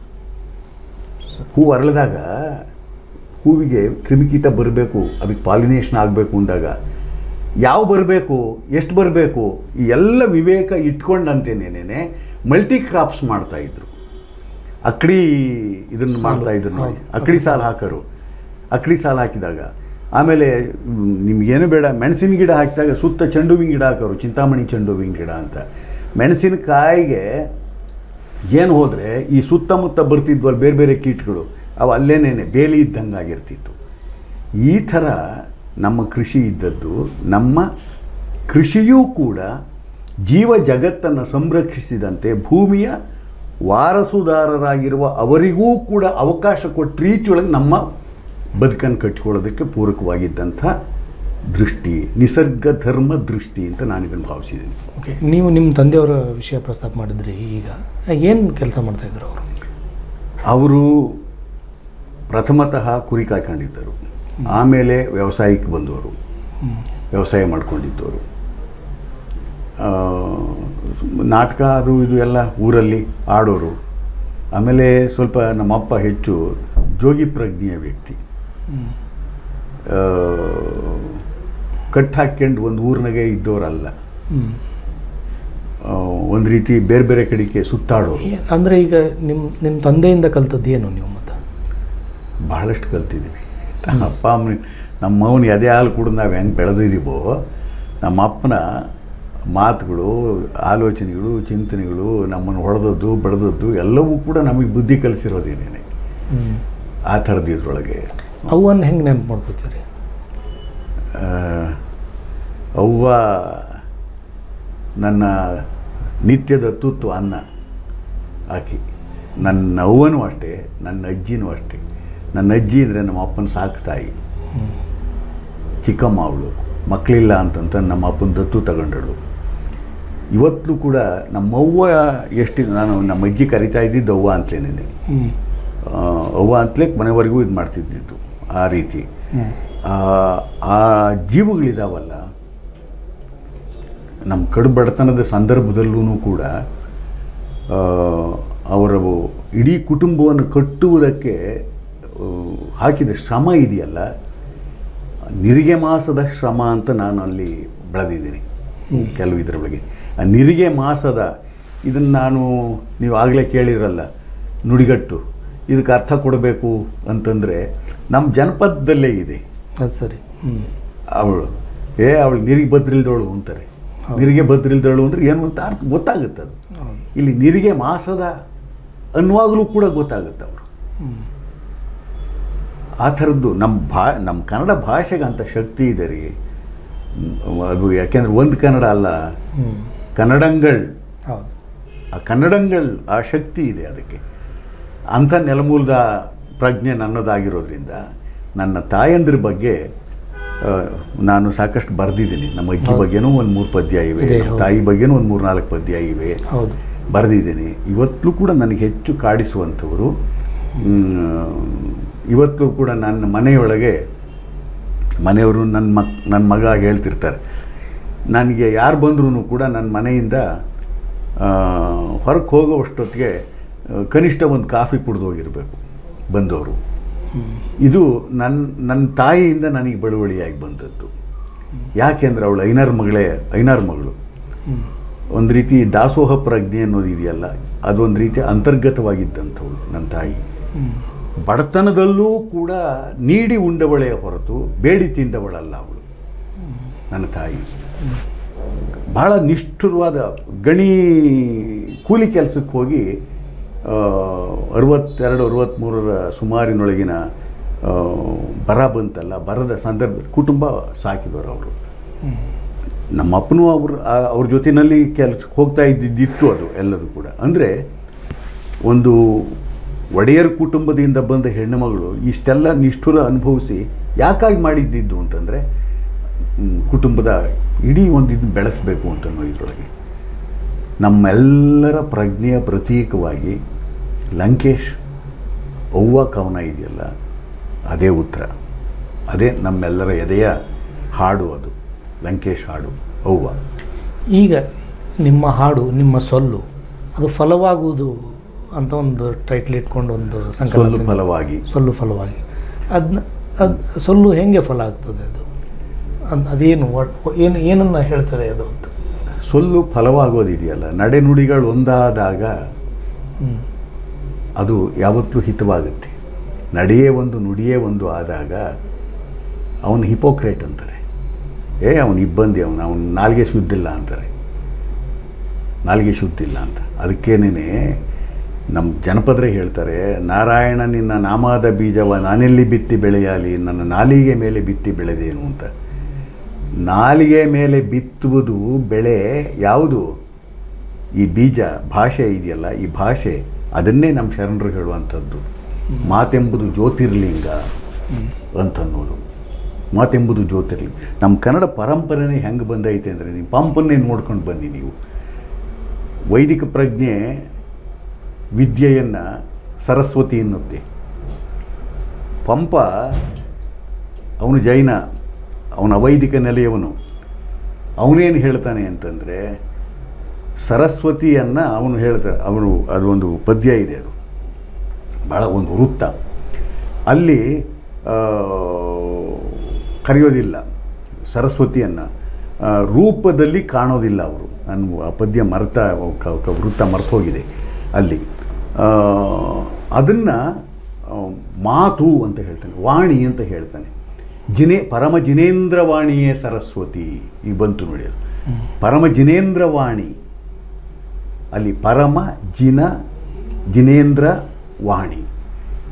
ಆ ಪದಮೈತ್ರಿ ನೋಡಿ, ಆ ಶಬ್ದಗಳಿಗೆ 3 ಶಬ್ದಗಳಿಗೂ ಇರುವ ಪದ ಮೈತ್ರಿ ಇದೆಯಲ್ಲ, ಆ ಪದಮೈತ್ರಿ ಏನು ಅರ್ಥದ ವಿಶೇಷತೆಯನ್ನು ಹೊಳೆಯಿಸುತ್ತೆ ಅನ್ನೋದು. ಅದನ್ನು ಹೇಳ್ತಾ ಪರಮ ಜಿನೇಂದ್ರನಾಗುವುದಕ್ಕೆ ಬಹಳಷ್ಟು ಸಾಧನೆ ಮಾಡಬೇಕು. ಆ ಜಿನೇಂದ್ರನಾದವನ ಮಾತು ಆ ಸಾಧಕ ಜೀವದಿಂದ ಬಂದ ಮಾತು, ಅದೇ ಸರಸ್ವತಿ. ಅದು ಸ್ತ್ರೀ ರೂಪಮಂ ಧರಿಸಿ ನಿಂದುದಲ್ತು, ಅದು ಹೆಣ್ಣಿನ ರೂಪವನ್ನು ತಾಳಿ ನಿಂತ್ಕೊಂಡಿರೋದಲ್ಲ ಅಂತ ಹೇಳ್ತಾ, ಅಂಥ ಸರಸ್ವತಿ ಯಮಗೆ ಈಗಲೇ ಮಾಡಲಿಕ್ಕೆ ಈ ಭೂಮಿಯಲ್ಲೇ ನಮಗೆ ಮಾಡಲಿ ಸಂತೋಷವನ್ನು ಸುಖವನ್ನು ಅಂತಂದು ಮಾತು ಬೆಳ್ಕೊಂಡು ಹೋಗುತ್ತೆ ಮುಂದೆ. ಆ ತರಹದೊಳಗೆ ನಮ್ಮ ಜನಪದರು, ನಮ್ಮ ವಚನಕಾರರು ಕೂಡ ಮಾತನ್ನು ಜ್ಯೋತಿರ್ಲಿಂಗ ಅಂದರು ಅಲ್ಲಿ. ಅದೇ ತರಹ ನಮ್ಮ ಜನವೂ ಕೂಡ, ಯಾರು ಜನಪದರು ಕೂಡ ಅವ್ರು ಹೇಳಿದ್ದಿದ್ದೇನು, ಆಚಾರಕ್ಕರಸಾಗು ನೀತಿಗೆ ಪ್ರಭುವಾಗು ಮಾತಿನಲ್ಲಿ ಚೂಡಾಮಣಿಯಾಗು ಎಲೆಕಂದ ಜಗಕ್ಕೆ ನೀ ಜ್ಯೋತಿಯಾಗು ಅಂದರು. ಆ ಮಾತಿನಲ್ಲಿ ಚೂಡಾಮಣಿ ಅನ್ನೋದಿದೆಯಲ್ಲ, ಅದು ಅರಸು ಮತ್ತು ಪ್ರಭು. ಆಚಾರಕ್ಕೆ ನೀತಿಗೆ ಎರಡಕ್ಕೂ ಅವನು ಅರಸನೂ ಆಗಬೇಕು ಪ್ರಭುವೂ ಆಗಬೇಕು, ಅಂಥವನ ಮಾತು ಚೂಡಾಮಣಿಯಾಗುತ್ತೆ. ಮಾತಿನ ಅವಳು ವಚನಕಾರರು ಹೇಳಿದ್ದು ಮತ್ತು ಪಂಪ ಹೇಳಿದ್ದು, ಈ ಜನಪದರು ಹೇಳೋದು, ಇವೆಲ್ಲವೂ ಕೂಡ ಸರಸ್ವತಿಯ ರೂಪದ ವಿದ್ಯೆಯನ್ನು ನಿರಾಕರಿಸಿದ ರೀತಿಯೊಳಗೆ ವ್ಯಕ್ತಿತ್ವದೊಳಗೆ ಆಗುವ ಸಾಧಕತ್ವವನ್ನು ಮತ್ತು ಮಾತು ಮೂಡುವ ಒಂದು ಬಗೆಯನ್ನು ಕುರಿತಂತೆ ಹೇಳ್ತಕ್ಕಂಥದ್ದು. ಮಾತಿನ ಮಹತ್ವ ಇಲ್ಲಿರೋದು. ನಮ್ಮ ಸೊಲ್ಲು ಫಲವಾಗುವುದು ಯಾವಾಗ ಅಂದರೆ, ಇಂಥ ನಡೆನುಡಿಗಳೊಂದಾದ ಬಗೆಯೊಳಗೆ ಬದುಕಿದಾಗ ಅದು ಫಲವಾಗೋದು. ಬರೀ ಸೊಲ್ಲು ಫಲವಾಗೋದಲ್ಲ, ಬದುಕೇ ಫಲವಾದಾಗ ಸೊಲ್ಲು ಫಲವಾಗುತ್ತೆ. ಬದುಕೇಲಿ ಒಳಲೊಟ್ಟೆಯಾಗಿದ್ದಾಗ ಆಡುವ ಮಾತು ಯಾರೂ ನಂಬೋಕ್ಕಾಗೋಲ್ಲ. ಇವತ್ತು ಬಹಳ ಮುಖ್ಯವಾದ ಪ್ರಶ್ನೆ ಇಲ್ಲಿ ನೀವು ಕೇಳಿದ್ದಿದ್ದು ಹೇಳ್ತಾ ಇದ್ದೀನಿ. ಇವತ್ತು ನೋಡಿ, ಸುಳ್ಳೇ ಎಲ್ಲೆಲ್ಲೂ ಮೆರೀತಾ ಇದೆ. ಸುಳ್ಳನ್ನೇ ಸತ್ಯ ಎಂದು ನಂಬಿಸಲಾಗುತ್ತಿದೆ ಎಲ್ಲ ಕ್ಷೇತ್ರದಲ್ಲೂ ಕೂಡ. ಧಾರ್ಮಿಕ ಕ್ಷೇತ್ರ ತಗೊಳ್ಳಿ, ರಾಜಕೀಯ ಕ್ಷೇತ್ರ ತಗೊಳ್ಳಿ, ಸಾಮಾಜಿಕ ಕಾರ್ಯಕರ್ತರು ಅಂತ ಅನ್ನಿಸ್ಕೊಂಡವ್ರ ಕ್ಷೇತ್ರ ತಗೊಳ್ಳಿ, ಎಲ್ಲ ಕ್ಷೇತ್ರಗಳಲ್ಲೂ ಕೂಡ ಸುಳ್ಳು ಸುಳ್ಳು ಸುಳ್ಳು, ಸುಳ್ಳನ್ನೇ ಸತ್ಯ ಅಂತ ನಂಬಿಸ್ತಾ ಇದ್ದಾರೆ. ಅದರಿಂದ ಆಗ್ತಾ ಇರೋದೇನು?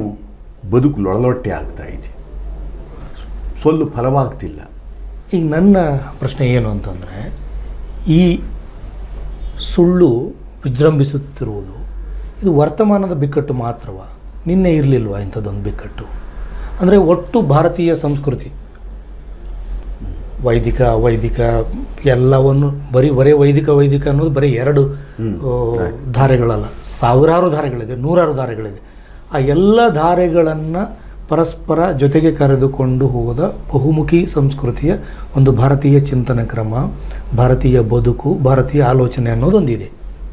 ಅದರ ಒಂದು ಧಾರೆಯಾಗಿ ವೈದಿಕವೂ ಇದೆ, ಹಲವು ಧಾರೆಗಳು, ವೈದಿಕೇತರ ಧಾರೆಗಳು ನೂರಾರಿದ್ದಾವೆ ಇವೆ.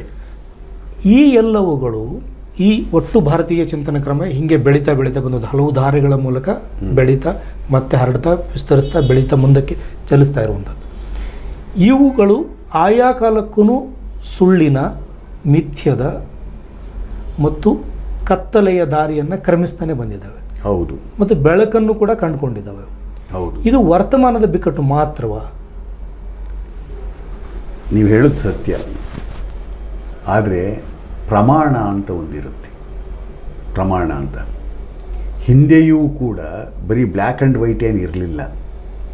ಎರಡೂ ಕೂಡಿಕೊಂಡಂಥ ಸ್ಥಿತಿಯೊಳಗೇನೆ ಸುಳ್ಳೂ ಇತ್ತು, ಸತ್ಯನೂ ಇತ್ತು. ಆದರೆ ಸುಳ್ಳಿನ ಪ್ರಮಾಣ ಎಷ್ಟಿತ್ತು, ಸತ್ಯದ ಪ್ರಮಾಣ ಎಷ್ಟಿತ್ತು ಅನ್ನುವುದರ ಮೇಲೆ ಆ ಸಂಘರ್ಷದ ಫಲ ಬದುಕಾಗಿರ್ತಿತ್ತು. ಆದರೆ ಪ್ರಭುತ್ವದ ಕಾಲದೊಳಗಿನ ಈ ನಿಷ್ಕರ್ಷಗಳೇ ಬೇರೆ ಆಗ್ತವೆ. ಅಲ್ಲ ಸರ್, ನಾನು ಹೇಳೋದು ಈಗ ಪ್ರಭುತ್ವ ಎಲ್ಲ ಕಾಲಕ್ಕೂ ಸುಳ್ಳನ್ನೇ ಪೋಷಿಸ್ತಾ ಬಂದಿದೆ. ಯಾಕೆಂದರೆ ಅದು ತನ್ನನ್ನು ತಾನು ಚಾಲ್ತಿಯಲ್ಲಿ ಇಟ್ಕೊಳ್ಳಿಕ್ಕೆ ಸುಳ್ಳಿನ ಜರೂರತ್ತು ಪ್ರಭುತ್ವಕ್ಕೆ ಎಲ್ಲ ಕಾಲಕ್ಕೂ ಇತ್ತು ಅಂತ ನಾನು ಹೇಳೋದು. ಹೌದು, ಎಲ್ಲ ಕಾಲಕ್ಕೂ ಇತ್ತು, ಪ್ರಭುತ್ವ ಪೋಷಿಸ್ತಿತ್ತು. ಅಲ್ಲಿಗೆ ಸೊಸೈಟಿ ಅದನ್ನ ನಿಷೇಧ ಹೇರ್ತಿತ್ತು. ನನ್ನ ಅರ್ಥ ಮಾಡಿಕೊಳ್ಳುವುದರ ಇದೇನೆಂದ್ರೆ, ಸತ್ಯ ಪ್ರಭುತ್ವ ಸುಳ್ಳನ್ನ ಪ್ರಚಾರ ಮಾಡ್ತಾ ಇತ್ತು, ಹರಡ್ತಿತ್ತು. ಅದು ಕವಿಗಳ ಮೂಲಕನೂ ಹರಡ್ತಿತ್ತು, ಬರವಣಿಗೆ ಮೂಲಕನೂ ಹರಡ್ತಿತ್ತು, ದಂಡದ ಮೂಲಕನೂ ಹರಡ್ತಿತ್ತು. ಸಮಾಧಾನ ಭೇದ ದಂಡಗಳನ್ನು ಹರಡ್ತಾ ಇತ್ತು. ಅದಕ್ಕೆ ಸಮಾಜ ಇತ್ತಲ್ಲ, ಪ್ರತಿಕ್ರಿಯೆಯಾಗಿ ಸಮಾಜ ಅದು ಸತ್ಯವನ್ನು ಪೋಷಿಸ್ತಾ ಬೆಳೆಸ್ತಾ ದೊಡ್ಡ ನೆಲೆಯಾಗಿ, ಅದಕ್ಕೊಂದು ಪರ್ಯಾಯ ನೆಲೆಯಾಗಿ, ಪ್ರಭುತ್ವದ ಸುಳ್ಳಿಗೆ ಪರ್ಯಾಯ ನೆಲೆಯಾಗಿ ಸತ್ಯವನ್ನು ಸಮಾಜ ನಿಲ್ಲಿಸ್ತಾ ಇತ್ತು. ಇವತ್ತು ಯಾಕೆ ಹಾಗೆ ಒಂದು ಪ್ರಭುತ್ವಕ್ಕೆ ಎದುರಾಗಿ ನಿಲ್ಲಬಲ್ಲ ಶಕ್ತಿಯನ್ನು ಸಮಾಜ ಕಳೆದುಕೊಂಡಿತು? ಈಗ ಉತ್ತರನೂ ನೀವೇ ಕೊಟ್ಕೊಂಡಂತೆ ಈಗ ನನ್ನ ಎದುರಿಗೆ ಈ ಪ್ರಶ್ನೆ ಇಟ್ಟಿದ್ದು ಭಾಳ ಒಳ್ಳೆಯದೇ ಆಯಿತು. ಅಂದರೆ ಉದ್ದಕ್ಕೂ ಕೂಡ ವಾಸ್ತವಾಂಶವನ್ನು ಮುಚ್ಚಿ, ಸತ್ಯಾಂಶವನ್ನು ಮುಚ್ಚಿ ಸುಳ್ಳು ವಿಜೃಂಭಿಸಿದ್ದು ನಡ್ಕೊಂಡು ಬಂದಿಲ್ಲ ಅಂತಲ್ಲ. ಆದರೆ ಈಗಿನ ಕಾಲಮಾನದೊಳಗೆ ಬಹಳ ಅಗಾಧವಾದ ರೀತಿಯೊಳಗೆ ಪ್ರಜಾಪ್ರಭುತ್ವವನ್ನು ಕಾಯಬೇಕಾಗಿದ್ದಂಥ ಎಲ್ಲ ಶಕ್ತಿಗಳೂ ಕೂಡ ಏನಾಗಿವೆ ಅಂದರೆ ಸುಳ್ಳನ್ನು ಆಧರಿಸಿಯೇ ಬೆಳೀತಾ ಇವೆ, ಸುಳ್ಳನ್ನು ಆಧರಿಸಿಯೇ ಬೇಳೆ ಬೇಯಿಸ್ಕೊಳ್ತಾ ಇವೆ. ಹೀಗಾಗಿ ಏನಾಗಿದೆ ಅಂದರೆ ಜನವೂ ಕೂಡ ವಿವೇಕ ಕಳ್ಕೊಂಡಿದ್ದಾರೆ ಏನೋ ಅಂತ ಕೆಲವು ಸಾರಿ ಅನಿಸುತ್ತೆ. ಆದರೆ ಇಲ್ಲ, ಅಲ್ಲಲ್ಲಿ ಇವತ್ತೂ ಕೂಡ ಪ್ರಶ್ನಿಸುವ ಮನಸ್ಸುಗಳಿವೆ. ಅದನ್ನು ಅಲ್ಲಿಗೆ ಪ್ರಶ್ನಿಸುವ ಮನಸ್ಸುಗಳಿವೆ. ಅವು ಅಲ್ಪಸಂಖ್ಯಾತವಾಗಿವೆ. ಅವು ಇವತ್ತು ಅಲ್ಪಸಂಖ್ಯಾತರು, ಹಿಂದಿಯೂ ಕೂಡ ಅಲ್ಪಸಂಖ್ಯಾತರಾಗಿದ್ದರು. ಈ ದಮನಿಸುವ ಕಾರ್ಯವನ್ನು ಮಾಡ್ಕೊಂಡು ಬಂದಿದೆ. ಈಗ ವಚನ ಚಳವಳಿಯ ಸೋಲಿಗೆ ಕಾರಣ ಏನು? ಸುಳ್ಳನ್ನು ವಿರೋಧಿಸಿ ಸತ್ಯವನ್ನು ಸ್ಥಾಪಿಸುವುದಕ್ಕೆ ಹೊರಟಿದ್ದೆ. ಆಗೇನಾಯಿತು? ಸುಳ್ಳು ಯಾವ್ಯಾವ ರೀತಿಯಲ್ಲಿ ಇದನ್ನು ನಾಶ ಮಾಡಬೇಕು ಅದನ್ನು ನಾಶ ಮಾಡ್ತಾ ಬಂತು. ಮಗನನ್ನು ಅಪ್ಪನ ವಿರುದ್ಧವಾಗಿ ಎತ್ತಿ ಕಟ್ಟಿದಂತೆ ಅವನಲ್ಲಿ ಸುಳ್ಳನ್ನು ನಂಬಿಸ್ತು. ಇದು ಸತ್ಯ ಅದಲ್ಲ ಅಂತ ನಂಬಿಸ್ತು. ಬಿಜ್ಜಳನನ್ನು ಕೊಲ್ಲುವುದಕ್ಕೆ ಅವನ ಮಗ ಸೋವಿದೇವನನ್ನು ಎತ್ತಿ ಕಟ್ಟಿದ್ದು ಕೂಡ ಈ ಕಾರಣಕ್ಕೇನೆ. ಹೌದು, ಅವನೇನು ಮಾಡ್ದ? ಇದನ್ನೇ ಸತ್ಯ ಅಂತ ನಂಬ್ಕೊಂಡ್ಬಿಟ್ಟು ಸತ್ಯದ ಪರವಾಗಿ ಅಪ್ಪನನ್ನೇ ಮುಗಿಸ್ದ. ಇಡೀ ಶರಣ ಚಳುವಳಿ, ಸತ್ಯದ ಪರವಾಗಿ, ಸಮಾಜದ ಪರವಾಗಿ ಹೊರಟಂಥ ಶರಣ ಚಳುವಳಿ ಏನೇನೆ ಅಲ್ಲಿ ಎಲ್ಲ ಬಯಲಾಯಿತು, ಎಲ್ಲ ಛಿದ್ರವಾಗಿ ಹೋಯಿತು. ಈಗಿನ ಸ್ಥಿತಿಯು ಹಾಗೇನೇನೆ. ದುರಂತ ಎಲ್ಲ ವರ್ತಮಾನದ ಬಿಕ್ಕಟ್ಟಲ್ವ ಅದು? ಅಲ್ಲಿಗೆ ಆಯಾ ಕಾಲದ ಬಿಕ್ಕಟ್ಟೆ ಅದು. ಎಲ್ಲ ವರ್ತಮಾನಗಳೇನೆ. ಬದುಕುವ ಜನಕ್ಕೆ, ಆಯಾ ಕಾಲದವರಿಗೆ ಅದರ ವರ್ತಮಾನವೇ, ಅವ್ರವ್ರ ಬಿಕ್ಕಟ್ಟೆ. ಅಲ್ಲಿಗೆ ಈ ಬಿಕ್ಕಟ್ಟನ್ನು ಕೂಡ ಆ ಬಿಕ್ಕಟ್ಟಿಗೆ ಅವರು ಎದುರಾಗಿ ಒಂದು ರಚನೆಯನ್ನು ಕಟ್ಟಿದ್ರಿಂದ ಅದು ನಮ್ಮ ಮುಂದೆ ಇದೆ. ಹಾಗಾಗಿ ನಾವು ಅದನ್ನೊಂದು ಅರ್ಥ ಮಾಡಿಕೊಳ್ಳಿಕ್ಕೆ ಸಾಧ್ಯ ಆಗ್ತದೆ. ಈ ವರ್ತಮಾನದ ಬಿಕ್ಕಟ್ಟಿಗೆ ಪ್ರತಿಕ್ರಿಯೆಯನ್ನು ಕಟ್ಟಲಿಕ್ಕಾಗದೇ ಇರುವ ಅಸಹಾಯಕತೆ ಕವಿಗಳಿಗೆ ಯಾಕೆ ಬಂದಿದೆ ಅಂತ ನನಗೆ ನಾನು ಅಸಹಾಯಕನಾಗಿಲ್ಲ. ನಾನು ನಿಮ್ಮ ಬಗ್ಗೆ ಹೇಳ್ತಾ ಇಲ್ಲ. ಒಟ್ಟು ಕವಿ ಸಮೂಹ, ಕನ್ನಡ ಕವಿ ಸಮೂಹ, ಭಾರತೀಯ ಕವಿ ಸಮೂಹ. ನೀವು ಭಾರತೀಯ ಕನ್ನಡ ಅಂತನ್ನುವ ಸರಿ ಒಪ್ತೀನಿ. ಯಾರೋ ಅವಕಾಶವಾದಿಗಳು ಮೌನವಾಗಿದ್ದಾರೆ ಅಂತಂತಂದು ಪ್ರತಿಭಟಿಸುವ ದನಿಗಳು ಬಹಳ ಸಂಖ್ಯಾ ಪ್ರಮಾಣದಲ್ಲಿ ಕಡಿಮೆ ಇವೆ ಅಂತಂದು ಅದನ್ನು ನೀವು ಸಾರಾಸಗಟು ಅವಕಾಶವಾದಿಗಳಿಗೆ ಸಮೀಕರಿಸೋದು ಬೇಡ. ಈ ಏಕದನಿಗಳಿದಾವಲ್ಲ, ಒಂಟಿ ದನಿಗಳಿದಾವಲ್ಲ, ಇವತ್ತಲ್ಲ. ನನ್ನ ಪ್ರಶ್ನೆ ಇರೋದು ಸರ್, ಈ ಬಿಕ್ಕಟ್ಟನ್ನು ದಾಖಲಿಸಲಿಕ್ಕೆ ಇದನ್ನು ಸಮಾಜದ ಎಡೆಗೆ ಕೊಂಡೋಗ್ಬೇಕಾದವ್ರು ಯಾರು? ಇದು ಸಮಾಜದ ಅಂತಃಪ್ರಜ್ಞೆಯನ್ನು ಜೀವಂತವಾಗಿಟ್ಟವ್ರು ಯಾರು? ಬರಹಗಾರರು, ಕವಿಗಳು. ಆ ಕವಿಗಳು ಸೋತಿದ್ದಾರೆ ಅಂತ ಅನ್ಸಲ್ವಾ ನಿಮಗೆ? ವರ್ತಮಾನದ ಬಿಕ್ಕಟ್ಟನ್ನು ಅರ್ಥ ಮಾಡಿಕೊಳ್ಳುವುದು ಮತ್ತು ಅದಕ್ಕೆ ತಮ್ಮ ಸೃಜನಶೀಲ ಅಭಿವ್ಯಕ್ತಿಯ ಮೂಲಕ ಪ್ರತಿಕ್ರಿಯೆಯನ್ನು ದಾಖಲಿಸುವಲ್ಲಿ ಕವಿಗಳು ಯಶಸ್ವಿಯಾಗಿದ್ದಾರೆ ಅಂತ ಅನಿಸುತ್ತಾ ನಿಮಗೆ? ನಾವು ಒಂದು ಜನರಲೈಸ್ ಮಾಡೋದು ಬೇಡ, ಸ್ಪೆಸಿಫಿಕ್ ಆಗೇನೆ ನಾನು ಹೇಳ್ತಾ ಇದ್ದೀನಿ. ಎಲ್ಲ ಅವಕಾಶಗಳನ್ನು ಉಂಡ ಜನ ಮೌನವಾಗಿದ್ದಾರೆ.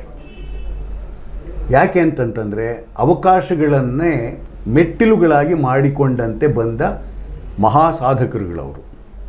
ಅಂಥವ್ರಗಳ ಬಗ್ಗೆ ನಾನು ಮಾತನಾಡೋಲ್ಲ.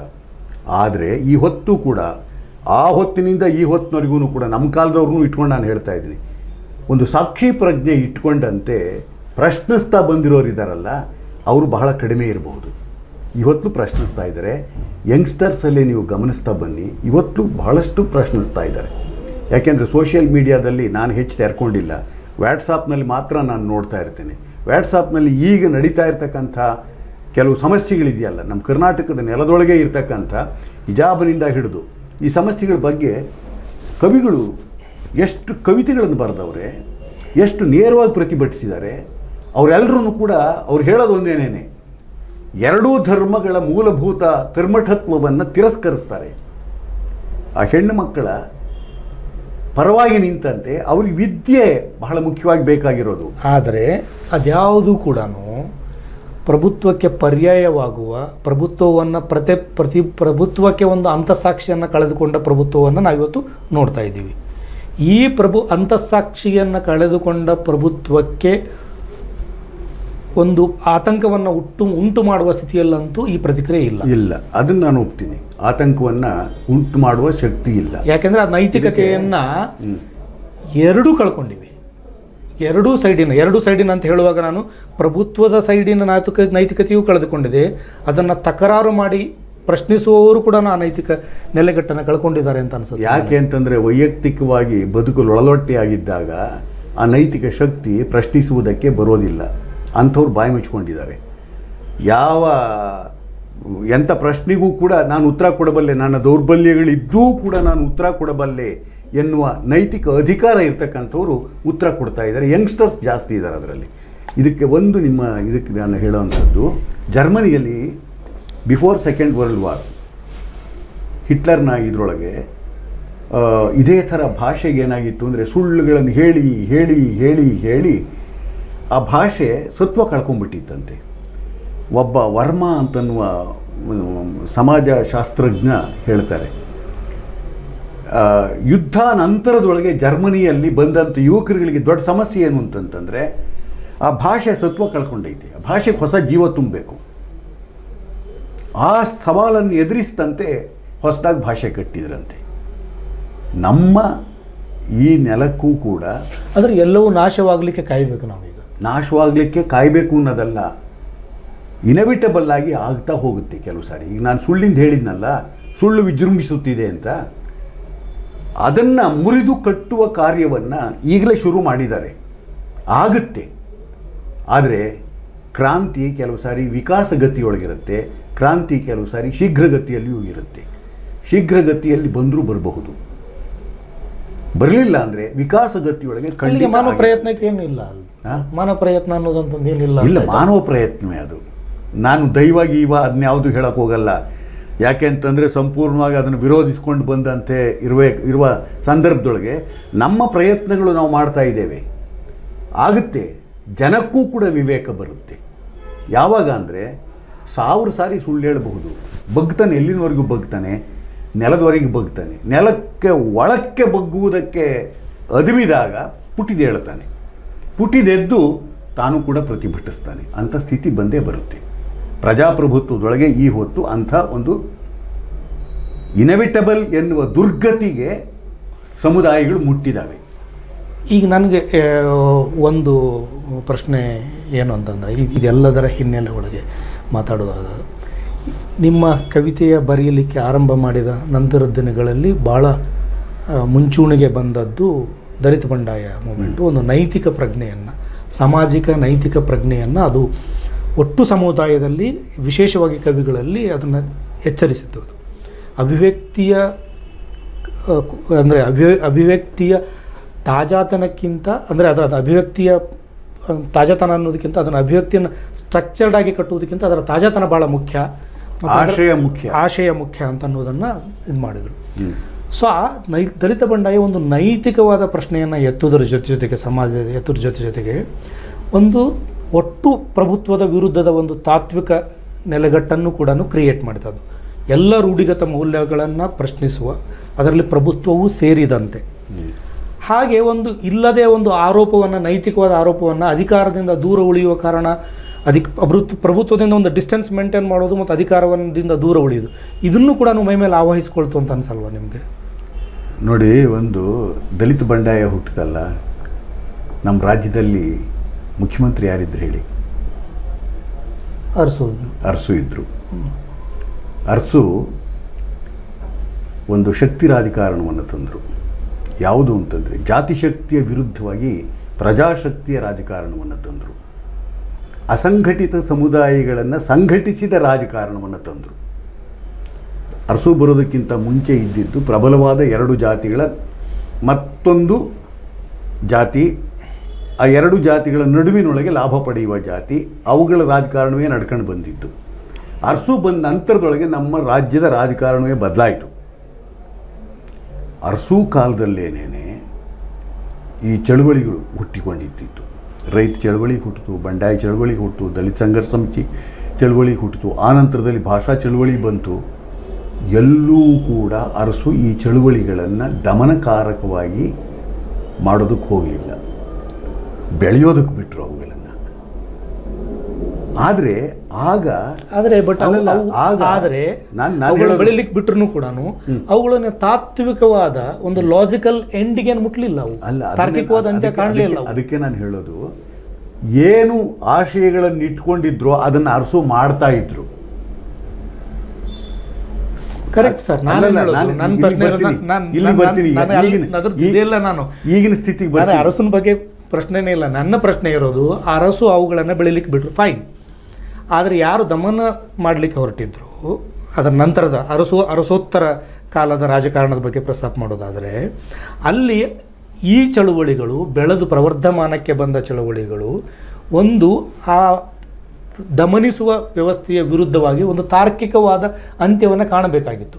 ಅಲ್ಲಿಗೆ ಅದು ಸೋಲೆ ಅಲ್ವಾ? ಅದು ನನ್ನ ಉತ್ತರಾರ್ಧದ ಉತ್ತರ ಇದೆಯಲ್ಲ, ಪೂರ್ವಾರ್ಧದ ಉತ್ತರ ಕೊಟ್ಟಿದ್ದೀನಿ, ಉತ್ತರಾರ್ಧದ ಉತ್ತರ ಇದೆಯಲ್ಲ, ನಿಮ್ಮ ಈ ಆಶಯಕ್ಕೆ ಪೂರಕವಾಗಿ ಬರುವಂಥದ್ದು. ಏನು ಅಂದರೆ, ಆಗ ಚಳುವಳಿ ಹುಟ್ಟುವ ಅಗತ್ಯವಿತ್ತೆ ಅಂತ ಪ್ರಶ್ನೆ ಮಾಡಿಕೊಂಡ್ರೆ, ಈ ಚಳುವಳಿಗಳೆಲ್ಲ ಯಾವ್ಯಾವ ಕಾರಣಕ್ಕಾಗಿ ಹುಟ್ಟಿಕೊಂಡವು ಅಂತಂತಂದು ನದಿ ಮೂಲ ಹುಡುಕೊಂಡಂಗೆ ಹುಡುಕೊಂಡು ಹೋದ್ರೂ ಗೊತ್ತಾಗುತ್ತೆ. ಆದರೂ ಕೂಡ ನಾನು ಈ ಚಳುವಳಿಗಳ ಆಶಯಗಳನ್ನು ಬಹಳ ಗೌರವದಿಂದ ಗಂಭೀರವಾಗಿ ವಿಶ್ಲೇಷಣೆ ಮಾಡಿದವನು ತಗೊಂಡವನು. ಆದರೆ ಈಗ ಚಳುವಳಿ ಅಗತ್ಯವಿದೆ. ಆದರೆ ಚಳುವಳಿಯ ಸಂಘಟನೆಗಳು ಏನಾಗಿವೆ, ಈಗ ಎಂಥ ಪ್ರಕ್ಷುಬ್ಧತೆ ಇದೆ ಅಂತಂದರೆ ನಿಮಗೆ ಗೊತ್ತಿದೆ. ನಿಮಗೆ ಅಲ್ಲಿಗೆ ಚಳುವಳಿ ಕಟ್ಟಲಿಕ್ಕೆ ಸಾಧ್ಯ ಇಲ್ಲ ಈಗ. ನನ್ನ ಪ್ರಕಾರ ಚಳುವಳಿ ಕಟ್ಟಲಿಕ್ಕೆ ಇರಬಹುದು, ಕಟ್ಟಲಿಕ್ಕೆ ಸಾಧ್ಯ ಇಲ್ಲ. ಈಗ ಕಟ್ಟಲಿಕ್ಕೆ ಸಾಧ್ಯವಿಲ್ಲ ಅಂತಂತಂದರೆ ಇವತ್ತು ಅಂಥ ಸ್ಥಿತಿಯನ್ನು ಅಲ್ಲಲ್ಲ, ಅದಕ್ಕೇನೆ ನಾನು ಹೇಳ್ತಾ ಇರೋದು, ಕಟ್ಟಿದ ಚಳುವಳಿಗಳ ಬಗ್ಗೆನೇ ನನ್ನ ಪ್ರಶ್ನೆ. ನೀವು ಹಾಕೋ ಪ್ರಶ್ನೆ ಇದೆಯಲ್ಲ, ಸೋಲಿಲ್ವೇ ಅಂತ ಹೇಳ್ತಾ ಇದ್ದೀರಲ್ಲ, ಅದಕ್ಕೆ ನಾನು ಬರ್ತಾ ಇರೋವಂಥದ್ದು, ಆತ್ಮಾವಲೋಕನ ಮಾಡಿಕೊಂಡಂತೆ ಸಂಘಟನಾಕಾರರು ಮಾತಾಡಬೇಕು. ಎಷ್ಟು ಸಮಸ್ಯೆಗಳು ಬಂದಾಗ ಬಾಯಿ ಮುಚ್ಕೊಂಡು ಸುಮ್ಕಿದ್ದಾರೆ. ಅದಕ್ಕೆ ಲೋಹಿಯಾ ಒಂದು ಮಾತು ಹೇಳ್ತಾರೆ, ತಪ್ಪು ಕಣ್ಣೆದುರಿಗೆ ನಡೀತಾ ಇದ್ದಾಗಲೂ ಕೂಡ ತಪ್ಪನ್ನು ಪ್ರಶ್ನಿಸದೆ ಮೌನವಾಗಿರೋದಿದೆಯಲ್ಲ, ತಪ್ಪು ಮಾಡಿದವನಿಗಿಂತಲೂ ಘೋರವಾದ ತಪ್ಪು ಮಾಡಿದವನು ಈ ಮೌನವಾಗಿರೋದು. ಪ್ರಜ್ಞಾವಂತನಾಗಿ ಈ ತರಹದ ಮೌನ ವಹಿಸೋದಿದೆಯಲ್ಲ, ಅದು ಘೋರವಾದ ತಪ್ಪು ಅಂತ. ಇವತ್ತು ಬಹಳಷ್ಟು ಜನ ನೀವು ಹೇಳಿದಂತೆ ಅವಕಾಶವಾದಿ ಸಾಹಿತಿಗಳು, ಬೇರೆ ಬೇರೆ ಕ್ಷೇತ್ರದಲ್ಲಿರ್ತಕ್ಕಂಥ ಸಾಂಸ್ಕೃತಿಕ ಮನಸ್ಸಿನವರು ಈ ಘೋರವಾದ ತಪ್ಪುಗಳನ್ನು ಮಾಡ್ತಾ ಇದ್ದಾರೆ. ಅದು ಬಿಟ್ಟು ಹೊರಗೆ ಬರಬೇಕು. ಅದನ್ನು ಬಿಟ್ಟು ಹೊರಗೆ ಬರಬೇಕಾಗಿರುವಂಥದ್ದು. ಆದ್ರೆ ನಂಬ್ತಾರೆ ಜನ. ಈಗ ಬಿಟ್ಟು ಹೊರಗೆ ಬಂದರೆ ಜನ ಹೆಂಗೆ ನಂಬ್ತಾರೆ? ಯಾವುದನ್ನು ಬಿಟ್ಟು ಹೊರಗೆ ಬರಬೇಕು? ಮೌನವನ್ನು ಬಿಟ್ಟು ಹೊರಗೆ ಬರಬೇಕು ಅಂತ ನಾನು ಹೇಳ್ತಾ ಇರೋದು. ಈಗ ಸಂಘಟನೆ ಕಟ್ಟಬೇಕು, ಸಂಘಟನೆ ಮುಖೇಣವಾಗಿ ಚರ್ಚೆಗಳಾಗಬೇಕು. ಗೊತ್ತಾಗುತ್ತಲ್ಲ, ಒಳ್ಳೆ ಹತ್ತಿ ಉರಿಯುವ ಹೊತ್ತಿನೊಳಗೆ ತಲೆಮರೆಸಿಕೊಂಡಿದ್ದು ಎಲ್ಲ ತಣ್ಣಗಾದ ಮೇಲೆ ಬಂದು ಹೇಳಿಕೆ ಕೊಡೋದಿರುತ್ತಲ್ಲ, ಇದು ಹಿಪೋಕ್ರಸಿ. ನಮ್ಮ ಸಾಂಸ್ಕೃತಿಕ ಮನಸ್ಸುಗಳ, ಸಾಹಿತ್ಯಿಕ ಮನಸ್ಸುಗಳ ಹಿಪೋಕ್ರಸಿ ಇದಾಗಬಾರ್ದು. ಯಾಕೆಂದರೆ ಇವತ್ತು ಬಹಳಷ್ಟು ನಮ್ಮ ನನಗೆ ಹಂಗೆ ಅನಿಸಲ್ಲ ಸರ್. ನನಗೇನು ಅನ್ನಿಸ್ತದೆ ಅಂತಂದರೆ, ಅವರು ಆಯಾ ಕಾಲಕ್ಕೆ ಚಳವಳಿ ಅಲ್ಲದೇನೆ ವ್ಯಕ್ತಿಗಳಾಗಿ ನಾನು ಹೇಳೋದು, ವ್ಯಕ್ತಿಗಳಾಗಿ ಸಮುದಾಯಗಳು ರಿಯಾಕ್ಟ್ ಮಾಡ್ತಾನೆ ಬಂದಿವೆ. ಅಂದರೆ ರೈಟರ್ ಸಮುದಾಯ ಇರ್ಬೋದು, ಮತ್ತೊಂದು ಇರ್ಬೋದು, ಕಮ್ಯುನಿಟಿಯಾಗಿ ರಿಯಾಕ್ಟ್ ಮಾಡ್ತಾ ಬಂದಿವೆ. ಆದರೆ ಇದು ಎಷ್ಟು ದೊಡ್ಡ ಸಮಸ್ಯೆ ಇದೆ ಈಗ ಅಂತಂದರೆ, ಬರೀ ಲೇಖಕರು ಮಾತ್ರ ಎದುರಾಗಬಹುದಾದ ಅಷ್ಟು ಸಣ್ಣದಿಲ್ಲ, ಸಮುದಾಯದ ಪ್ರಶ್ನೆಯಾಗಿ ಇರೋದ್ರಿಂದ ಇದು ಬರೀ ಲೇಖಕರು ಮಾತ್ರ ಇದಕ್ಕೆ ಉತ್ತರ ಕೊಡ್ಲಿಕ್ಕೆ ಸಾಧ್ಯ ಇಲ್ಲ ಅಂತ ಅನಿಸ್ತದೆ ನನಗೆ. ಈಗ ನನಗೆ ಯಾಕೆ ಈ ಪ್ರಶ್ನೆ ಇದನ್ನು ಇನ್ನಷ್ಟು ಸ್ಪಷ್ಟ ಮಾಡೋದಾದರೆ, ಒಂದು ಪ್ರಭುತ್ವದ ಠೇಂಕಾರಕ್ಕೆ ಪ್ರತಿಕ್ರಿಯೆಯಾಗಿ ಒಂದು ಪ್ರಶಸ್ತಿ ವಾಪಸಾತಿ ಅಂತ ಅನ್ನೋದು ಒಂದು ಚಳವಳಿಯನ್ನು ಲೇಖಕರು ಮಾಡಿದರು. ಅದರ ಫಲ ಏನಾಯಿತು ಅಂತ ಅನ್ನೋದು ನಮ್ಮ ಮುಂದೆ ಇದೆ, ಈಗ ಕಣ್ಮುಂದೆ. ಯಾಕೆ ಹಾಗಾಯಿತು ಅಂತಂದರೆ, ಎದುರಿಸುತ್ತಿರುವ ಏನು ದೊಡ್ಡ ಸಮಸ್ಯೆ ಇದೆಯಲ್ಲ, ಸವಾಲು ಇದೆಯಲ್ಲ, ಅದು ಬರೀ ಲೇಖಕರು ಮಾತ್ರ ಎದುರಿಸುತ್ತಿರುವ ಸಮಸ್ಯೆ ಅಲ್ಲ ಈಗ. ಅಥವಾ ಲೇಖಕರು ಸಮಾಜದ ನೈತಿಕ ಪ್ರಜ್ಞೆಯಾಗಿ ಕೆಲಸ ಮಾಡುತ್ತಿದ್ದ ಕಾಲದಲ್ಲಿ ಉಂಟು ಮಾಡುತ್ತಿದ್ದ ಅಲ್ಲ, ಈಗ ಒಟ್ಟು ಸಮುದಾಯವೇ ಎದುರಿಸಬೇಕಾಗಿರೋ ಸಮಸ್ಯೆ ಆಗಿರೋದ್ರಿಂದ ಲೇಖಕರ ಪ್ರತಿಕ್ರಿಯೆಗಳು ಅದು ಕೂಡ ಅದಕ್ಕೆ ಒಂದು ಯಾವುದೇ ಒಂದು ನಿಶ್ಚಿತವಾದ ಅರ್ಥ ಕಲ್ಪಿಸಲಿಕ್ಕೆ ಸಾಧ್ಯ ಆಗ್ತಾ ಇಲ್ಲ. ಇದು ಏನಾಗಿದೆ, ಬೆಕ್ಕಿನ ಕರಳಿಗೆ ಗಂಟೆ ಕಟ್ಟೋರು ಯಾರು ಅನ್ನೋ ರೀತಿ ಒಳಗಿನ ಕ್ರಿಯೆ ಆಗುತ್ತೆ ಅಂತ ನಿಮಗೆ ಅನಿಸುವಂಥದ್ದು. ಆದರೆ ಪ್ರತಿಯೊಬ್ಬ ವ್ಯಕ್ತಿಯೂ ಕೂಡ ತನ್ನ ನೆಲೆಯೊಳಗೆ ತನ್ನ ಹೊಣೆಗಾರಿಕೆಯನ್ನು ನಿಭಾಯಿಸಿದರೆ, ಹನಿ ಹನಿಗೂಡಿದರೆ ಹಳ್ಳ ಅನ್ನೋ ರೀತಿಯೊಳಗೆ 10 ದನಿಗಳು ಕೂಡಿಕೊಳ್ತವೆ, ಒಂದು ಸಂಘಟನೆ ಆಗುತ್ತೆ, ಸಾಧ್ಯವಾಗುತ್ತೆ. ಅದರಲ್ಲೂ ಕೂಡ ವ್ಯಕ್ತಿ ಒಬ್ಬ ಮಾತನಾಡುವುದಕ್ಕಿಂತ ಒಂದು ಸಂಘಟನೆಯ ಶಕ್ತಿಯಾದ ವ್ಯಕ್ತಿ ಮಾತನಾಡುವುದಕ್ಕೆ ತೊಡಗಿದಾಗ ಅದಕ್ಕಿನ್ನೂ ಹೆಚ್ಚಿನ ಬಲ ಬರುತ್ತೆ ಈ ಹೊತ್ತು. ಜೊತೆಗೆ ಈ ತಪ್ಪುಗಳನ್ನು ಮಾಡ್ತಾ ಇರುವವರು ಸ್ವಲ್ಪ ಮಟ್ಟಿಗಾದರೂ ಅಳುಕುವುದಕ್ಕೆ ಸಾಧ್ಯವಾಗುತ್ತೆ, ಹಿಂಜರಿಯುವುದಕ್ಕೆ ಸಾಧ್ಯವಾಗುತ್ತೆ. ಈ ತರಹ ಪ್ರಶ್ನೆ ಮಾಡುವವರೇ ಇಲ್ಲ ಅಂದ ಹೊತ್ತಿನೊಳಗೆ ಏನಾಗುತ್ತೆ ಅಂದರೆ, ಅವ್ರು ಆಡಿದ್ದೆ ಆಟ ಉಳಿದ್ದೆ ಲಗ್ಗೆ ಅನ್ನೋ ರೀತಿ ಒಳಗೆ ಮಾತುಗಳನ್ನು ಉಚಾಯಿಸಿ ಹೋಗ್ತಾ ಇದ್ದಾರೆ. ಇವತ್ತು ರಾಜಕಾರಣಿಗಳ ಮಾತು ನೋಡ್ಕೊಂಡು ಬನ್ನಿ, ವೈಯಕ್ತಿಕ ನೆಲೆಯ ನಿಂದನೆಯಿಂದ ಹಿಡಿದು ಬಳಸಬಾರದ ದುರ್ಬಳಕೆಯ ಶಬ್ದಗಳನ್ನು ಬಳಸ್ತಾ ಇದ್ದಾರೆ. ಇದರಿಂದ ಏನು ಕೊಡ್ತಾ ಇದ್ದಾರೆ, ಮೆಸೇಜನ್ನು ಏನು ಕೊಡ್ತಾ ಇದ್ದಾರೆ?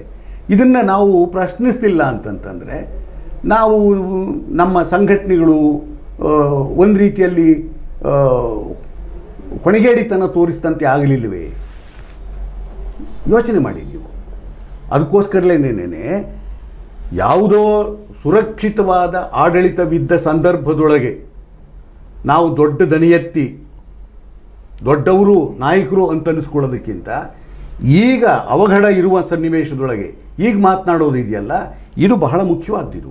ಇದು ನೈತಿಕ ಹೊಣೆಗಾರಿಕೆ. ಇದು ಈ ಧೈರ್ಯ ಬೇಕಾಗಿರೋದು. ಈ ಧೈರ್ಯದಿಂದ ಸಾಕಷ್ಟು ಜನ ಎಲ್ಲೋ ಇದಾಗಿದ್ದಾರೆ. ಅದಕ್ಕೆ ಬೇರೆ ಬೇರೆ ಕಾರಣ ಇರಬಹುದು. ಆದರೆ ಒಂದು ಕಾರಣ ಅಂದರೆ ಸಮಾಜ ಗ್ರಹಿಸುವ ಒಂದು ಕಾರಣ ಅಂದರೆ, ಈ ಮೂಮೆಂಟ್ನಲ್ಲಿ ಅಂದರೆ ಇದುವರೆಗಿನ ಕರ್ನಾಟಕದಲ್ಲಿ ನಡೆದ ಚಳುವಳಿಗಳನ್ನು ನೀವೀಗಾಗಲೇ ಪ್ರಸ್ತಾಪ ಪಡೆದ ಚಳುವಳಿಗಳನ್ನೇ ಲೆಕ್ಕದಲ್ಲಿ ಇಟ್ಕೊಂಡ್ರೆ, ಅಲ್ಲಿ ಆ ಚಳವಳಿಗಳ ಮುಂಚೂಣಿಯಲ್ಲಿದ್ದವರು ಪ್ರಭುತ್ವದ ಜೊತೆಗೆ ಐಡೆಂಟಿಫೈ ಮಾಡಿಕೊಂಡದ್ದು ಒಂದು ಕಾರಣ ಅಂತಲೇ ಜನ ಓದ್ತಾ ಇರೋದು ಅದನ್ನು. ಈಗ ಆ ಓದು ತಪ್ಪ? ಅದು ಸಮಾಜ ಹಂಗೆ ಓದ್ಕೊಳ್ತಾ ಇರೋದ್ರಲ್ಲಿ ತಪ್ಪಿದೆಯಾ? ತಪ್ಪಿಲ್ಲ. ಈಗ ನಾನೇ ನೇರವಾಗಿ ನನ್ನನ್ನೇ ನಾನು ಪ್ರಶ್ನಿಸ್ಕೊಂತೆ ಹೇಳ್ತೀನಿ. ಈಗ ನಾನು ಕೂಡ ಕಾಂಗ್ರೆಸ್ ಪಕ್ಷ ಇದ್ದಂಥ ಹೊತ್ತಿನೊಳಗೆ ಕೆಲವು ಅಧಿಕಾರಗಳನ್ನು ನಿರ್ವಹಿಸಿದವನು ಅಂತ ಹೇಳ್ತೀನಿ ನಾನು. ಯಾಕೆ ಅಂತಂತಂದರೆ, ಅನುಭವಿಸಿದವನು ಅನ್ನುವುದಕ್ಕಿಂತ ನಿರ್ವಹಿಸಿದವನು ಅನ್ನುವಾಗ ಒಂದು ಸಾಮಾಜಿಕ ಹೊಣೆಗಾರಿಕೆಯನ್ನು ಇಟ್ಟುಕೊಂಡ ಒಂದು ನೈತಿಕ ಎಚ್ಚರದೊಳಗೆ ಆಡಳಿತ ಆಗಿತ್ತು ಎನ್ನುವ ಒಂದು ಪ್ರಜ್ಞೆಯಿಂದ ಮಾತನಾಡೋದಾಗುತ್ತೆ. ಕರೆಕ್ಟ್. ಬಟ್ ಅದನ್ನು ಆ ತರಹದೊಳಗೆ ಹಾಗಂದಾಕ್ಷಣಕ್ಕೆ ಆ ಪ್ರಭುತ್ವಕ್ಕೆ ನಾನು ಗುಲಾಮನಾಗಿದ್ದವನಲ್ಲ. ಆ ಕೊಟ್ಟ ಕಾರ್ಯವನ್ನು ಪ್ರಭುತ್ವಕ್ಕೆ ಧಕ್ಕೆ ಬರದ ರೀತಿಯೊಳಗೆ ಜನೋಪಯೋಗಿಯಾಗಿ ಮಾಡುವ ಕಾರ್ಯ. ಆ್ಯಸ್ ಎ ಕಾಮನ್ ಮ್ಯಾನ್ ನಾನು ಹೆಂಗೆ ಓದಬೇಕು ಅದನ್ನು ಗೊತ್ತಿರುತ್ತೆ. ನೀವು ಕಾಮನ್ ಮ್ಯಾನ್ನೇ ನೋಡ್ಕೊಳ್ಳಿ ನೀವು. ಯಾಕೆಂದರೆ ಯಾರ್ಯಾರು ಯಾವಾಗ ಚಳವಳಿನಲ್ಲಿದ್ದ ಚಳವಳಿಯ ನಾಯಕರಿಗೆಲ್ಲ, ಮುಂಚೂಣಿ ನಾಯಕರಿಗೆಲ್ಲ ಅಧಿಕಾರ ಕೇಂದ್ರದ ಹತ್ತಿರ ಹೋದಾಗ ಅವರ ಬೆನಿಫಿಷಿಯರ್ ಅವರಾಗಿದ್ದಾರೆ. ಸೊ ಅಲ್ಲಿಗೆ ಚಳವಳಿ ಅನ್ನುವುದು ತನಗೆ ಒಂದು ಬೆನಿಫಿಟನ್ನು ಪಡೆದುಕೊಳ್ಳಲಿಕ್ಕೆ ಮಾಡಿದ ಒಂದು ಪ್ರಯತ್ನ ಅಂತಲೇ ಸೊಸೈಟಿ ಓದ್ತಾ ಇರೋದು. ಈಗ ಓದ್ತಾರೆ. ಆದರೆ ಅದೇ ವ್ಯಕ್ತಿ ಅದೇ ವ್ಯವಸ್ಥೆಯ ವಿರುದ್ಧವಾಗಿ ಮಾತನಾಡಿದಾಗ ಇವರು ತಮ್ಮನ್ನು ಮಾರಿಕೊಂಡಿಲ್ಲ ಅಂದರೆ ನೀವು ಪ್ರಭುತ್ವದ ಜೊತೆಗೆ ಹೋದ ಮೇಲೆ ವಿರುದ್ಧ ಮಾತಾಡುವ ಪ್ರಶ್ನೆ ಉದ್ಭವಿಸುವುದಿಲ್ಲ. ಯಾಕೆ ಬರಲ್ಲ? ಯಾಕೆಂದರೆ ಪ್ರಭುತ್ವ ಅಂತಂದಾಗ ಸಾಹಿತ್ಯ ಕ್ಷೇತ್ರ ಅಂತಂದಾಗ ಸಾಹಿತಿಗಳು ಕೂಡ ನಿರ್ವಹಿಸಬೇಕಾದ ಕಾರ್ಯ ಇರುತ್ತೆ. ಸಾಹಿತ್ಯ ಕ್ಷೇತ್ರದೊಳಗೆ ರಾಜಕಾರಣಿಗಳು ಬಂದು ನಿರ್ವಹಿಸೋದಕ್ಕೆ ಹೋದ್ರೆ ಆಗುವ ಎಡವಟ್ಟುಗಳು ಏನು ಅನ್ನೋದು ಗೊತ್ತಿದೆ. ಅದಕ್ಕೋಸ್ಕರಲೇನೆ ಸಾಹಿತ್ಯ ಬಲ್ಲವರು ಸಾಹಿತ್ಯವನ್ನು ಸಮಾಜಕ್ಕಾಗಿ ಮುಟ್ಟಿಸಬೇಕಾದಂಥ ಹೊತ್ತಿನೊಳಗೆ ಹೊಣೆಗಾರಿಕೆಯನ್ನು ಇಟ್ಕೊಂಡು ಮಾಡಲಿ ಅಂತಂತಂದು ಒಂದು ರೀತಿ ನಿಷ್ಪಕ್ಷಪಾತ ನೆಲೆಯೊಳಗೆ ಪ್ರಭುತ್ವ ಆಯ್ಕೆ ಮಾಡಿರುತ್ತೆ. ಯಾಕೆಂದ್ರೆ ಇವೆಲ್ಲ ಸ್ವಾಯತ್ತ ಕ್ಷೇತ್ರ. ನಮ್ದು ಹೆಂಗೆ ಓದುದು ಸರ್? ಅದನ್ನ ಪ್ರಭುತ್ವ ತನಗೆ ಬೇಕಾದದ್ದು ಮಾಡ್ತಿರ್ತಲ್ವ? ಈಗಲೂ ಪ್ರಭುತ್ವನ ತನಗೆ ಬೇಕಾದದ್ದೇ ಮಾಡ್ತಾ ಇದೆಯಲ್ಲ. ಒಂದು ಹಿಂದಿನ ಸರ್ಕಾರ ಸರಿ ಮಾಡಿತ್ತು, ಈಗಿನ ಸರ್ಕಾರ ಸರಿ ಮಾಡಿಲ್ಲ. ನರಸಿಂಹಯ್ಯನವರಿದ್ರು, ಪಾಟೀಲ್ ಪುಟ್ಟಪ್ಪನವರಿದ್ದರು. ಅವರು ಕೂಡ ಸರ್ಕಾರದ ಕ್ಷೇತ್ರಗಳಲ್ಲಿ ಕಾರ್ಯ ಮಾಡಿದವರೇನೇನೆ. ಆದರೆ ಅವ್ರ ಕಾರ್ಯ ಚಟುವಟಿಕೆಗಳನ್ನು ಕುರಿತು ಜನ ರೀಡ್ ಮಾಡಿದ್ದು ಹೇಗೆ? ಅವ್ರನ್ನೇನಾದರೂ ಪಕ್ಷಕ್ಕೆ ಗಂಟಿಸಿದ್ರಾ? ಆ ಹಿನ್ನೆಲೆಯೊಳಗೇನೆ ಮಿಕ್ಕವರುಗಳನ್ನು ಕೂಡ ನೀವು ನೋಡ್ಕೊಂಡು ಬಂದಾಗ ಕೆಲವರು ಪಕ್ಷದಲ್ಲಿ ಐಡೆಂಟಿಫೈ ಮಾಡ್ಕೊಂಡಿರ್ತಾರೆ, ಕೆಲವರು ಮಾಡ್ಕೊಂಡಿರೋದಿಲ್ಲ.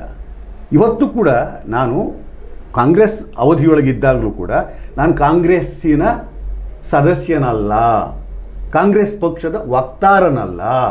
ಇವತ್ತೂ ಕೂಡ ಕಾಂಗ್ರೆಸ್ ತಪ್ಪು ಹೆಜ್ಜೆ ಇಟ್ಟಂಥ ಹೊತ್ತಿನೊಳಗೆ ನಿಷ್ಠುರವಾಗಿ ಪ್ರಶ್ನಿಸಿದ್ದೇನೆ. ಆ ಒಂದು ನೈತಿಕತೆಯನ್ನು ಉಳಿಸ್ಕೊಂಡೇನೇ ಮಾತನಾಡ್ತಕ್ಕಂಥದ್ದು. ಅದನ್ನು ಕಳ್ಕೊಂಡಿದ್ದಾಗ ನಾನು ಈಗಿನ ಸರ್ಕಾರದ ವಿರುದ್ಧವಾಗಲಿ ಬೇರೆ ಸರ್ಕಾರದ ಇದರಲ್ಲಿ ಆಗಿ ಮಾತನಾಡುವ ನೈತಿಕ ಶಕ್ತಿ ಉಳಿಸ್ಕೊಳ್ತಿರಲಿಲ್ಲ. ಇದನ್ನು ನಾನು ಬಹಳ ವಿನಯದಲ್ಲಿ ಮತ್ತಷ್ಟೇ ನೈತಿಕ ಆತ್ಮ ಪ್ರತ್ಯಯದೊಳಗೆ ನಾನು ಮಾತನಾಡ್ತಾ ಇದ್ದೀನಿ.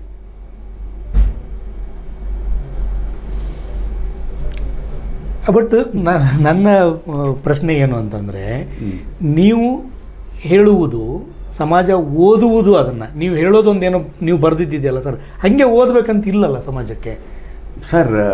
ರೀಡಿಂಗ್ ಅಂತ ಒಂದು ಇರ್ತಲ್ಲ, ಸಮಾಜದೊಂದು ರೀಡಿಂಗ್ ಇದೆಯಲ್ಲ. ಸಮಾಜದ ರೀಡಿಂಗನ್ನು ನೀವು ಎಲ್ಲೋ ಜನರಲೈಸ್ ಮಾಡ್ತಾ ಇದ್ದೀರಾ. ಸಮಾಜ ಅಂತ ಅಲ್ಲ, ಯಾಕೆ ಅಂತಂದರೆ ಯಾಕೆ ಹಂಗೆ ಸಮಾಜದ ರೀಡಿಂಗ್ ಜನರಲೈಸ್ ಮಾಡಬೇಕಾಗುತ್ತೆ? ಜನರಲೈಸ್ ಮಾಡ್ತಾ ಇದ್ದೀನಿ ಅನ್ನೋದು ನಿಜವಾದ ಅಬ್ಸರ್ವೇಷನ್. ಅದರಲ್ಲಿ ನನಗೇನು I don't have any problem with that. ನಾನು ಹೇಳೋದು ಆ ಜನರಲೈಸ್ ಯಾಕೆ ಮಾಡ್ತಾ ಇದ್ದೀವಿ ಅಂತಂದರೆ, ಈಗ ಪ್ರಭುತ್ವವನ್ನು ಆಯ್ಕೆ ಮಾಡಿದೆಯಲ್ಲ, ಈಗ ನಿಮ್ಮ ಜಾಗದಲ್ಲಿ ಅಥವಾ ನೀವು ನಿರ್ವಹಿಸಿದ ಕ್ಷೇತ್ರಗಳಲ್ಲಿ ಈಗ ಇನ್ನೂ ಕೆಲವರು ಬೇರೆಯವ್ರನ್ನ ಈಗ ಕರ್ಕೊಂಬಂದು ಕೂಡಿಸಿದೆ ಪ್ರಭುತ್ವ. ಅದು ಕೂಡ ಪ್ರಭುತ್ವದ ಆಯ್ಕೆಯೇ ಆಗಿದೆ. ನಿಮ್ಮ ಹಾಗೆ ನಾಳೆ ಅವರು ಕೂಡ ಸಮರ್ಥನೆ ಮಾಡ್ತಾರೆ ಅದನ್ನು.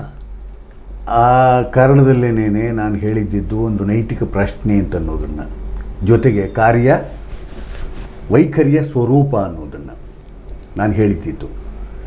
ಬಟ್ ಈಗ ಮೊದಲು ಆ ಇನ್ಫಾರ್ಮೇಷನನ್ನು ಸಾಗು ಹಾಕಲಿಕ್ಕೆ ಮಾಧ್ಯಮಗಳಿದ್ದು, ಬೇರೆ ಬೇರೆ ಥರದ ಮಾಧ್ಯಮಗಳಿದ್ದು.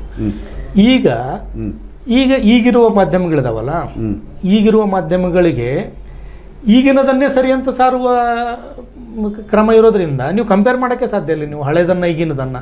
ಸರ್, ನೀವು ಹೇಳುವ ನೆಲೆಯೊಳಗೆ ಓದಿನೊಳಗೆ ಗೊಂದಲಗಳು ಇರ್ತವೆ, ತಪ್ಪು ಓದುಗಳು ಇರ್ತವೆ. ಅಂಥದ್ರ ನಡುವೆಯೂ ಕೂಡ ನಿಜದ ಓದು ಅಂತ ಅನ್ನೋದು ಒಂದು ಇದ್ದೇ ಇರುತ್ತೆ. ಆ ನಿಜದ ಓದು ಅನ್ನೋದಿದೆಯಲ್ಲ, ಆ ನಿಜದ ಓದು ಸತ್ಯನಿಷ್ಠ ಓದು, ವಸ್ತುನಿಷ್ಠ ಓದು. ಆ ವಸ್ತುನಿಷ್ಠ ಓದು ಬಹಳ ಕ್ಷೀಣವಾಗಿ ಇವತ್ತು ಕಂಡ್ರೂ ಕೂಡ ನಾಳೆ ಅದಕ್ಕೆ ಒಂದು ಗೌರವ ಬರೋದು ಬಂದೇ ಬರುತ್ತೆ. ಕರೆಕ್ಟ್ ಸರ್, ನಾಳೆ ಗೌರವ ಬರ್ತದೆ ಅಂತೇಳಿ ಆಗುತ್ತೆ. ನಾಳೆ ಗೌರವ ಬರ್ತದೆ ಅಂತೇಳಿ ವರ್ತಮಾನ ಹೆಂಗೆ ಬಿಟ್ಕೊಡ್ಲಿ? ವರ್ತಮಾನದೊಳಗೆ ಅದಕ್ಕೆ ನಾನು ಹೇಳ್ತಾ ಇರ್ತಕ್ಕಂಥದ್ದು, ಸಣ್ಣ ದನಿಯಾದರೂ ಕೂಡ ಅದಕ್ಕೆ ಒಂದು ಶಕ್ತಿ ಇರುತ್ತೆ ಅಂತನ್ನೋದು. ನೋಡಿ, 80ರ ದಶಕದೊಳಗೆ ಜಾಗತೀಕರಣದ ಸಂದರ್ಭದೊಳಗೆ ಬಹಳಷ್ಟು ಜನ ಪ್ರತಿಕ್ರಿಯಿಸಿದರು, ಮಾತನಾಡೋರು ಜಾಗತೀಕರಣವನ್ನು ವಿರೋಧಿಸಿದ ರೀತಿಯೊಳಗೆ ಹುಚ್ಚರು ಅನ್ನೋರು ಅವ್ರನ್ನ.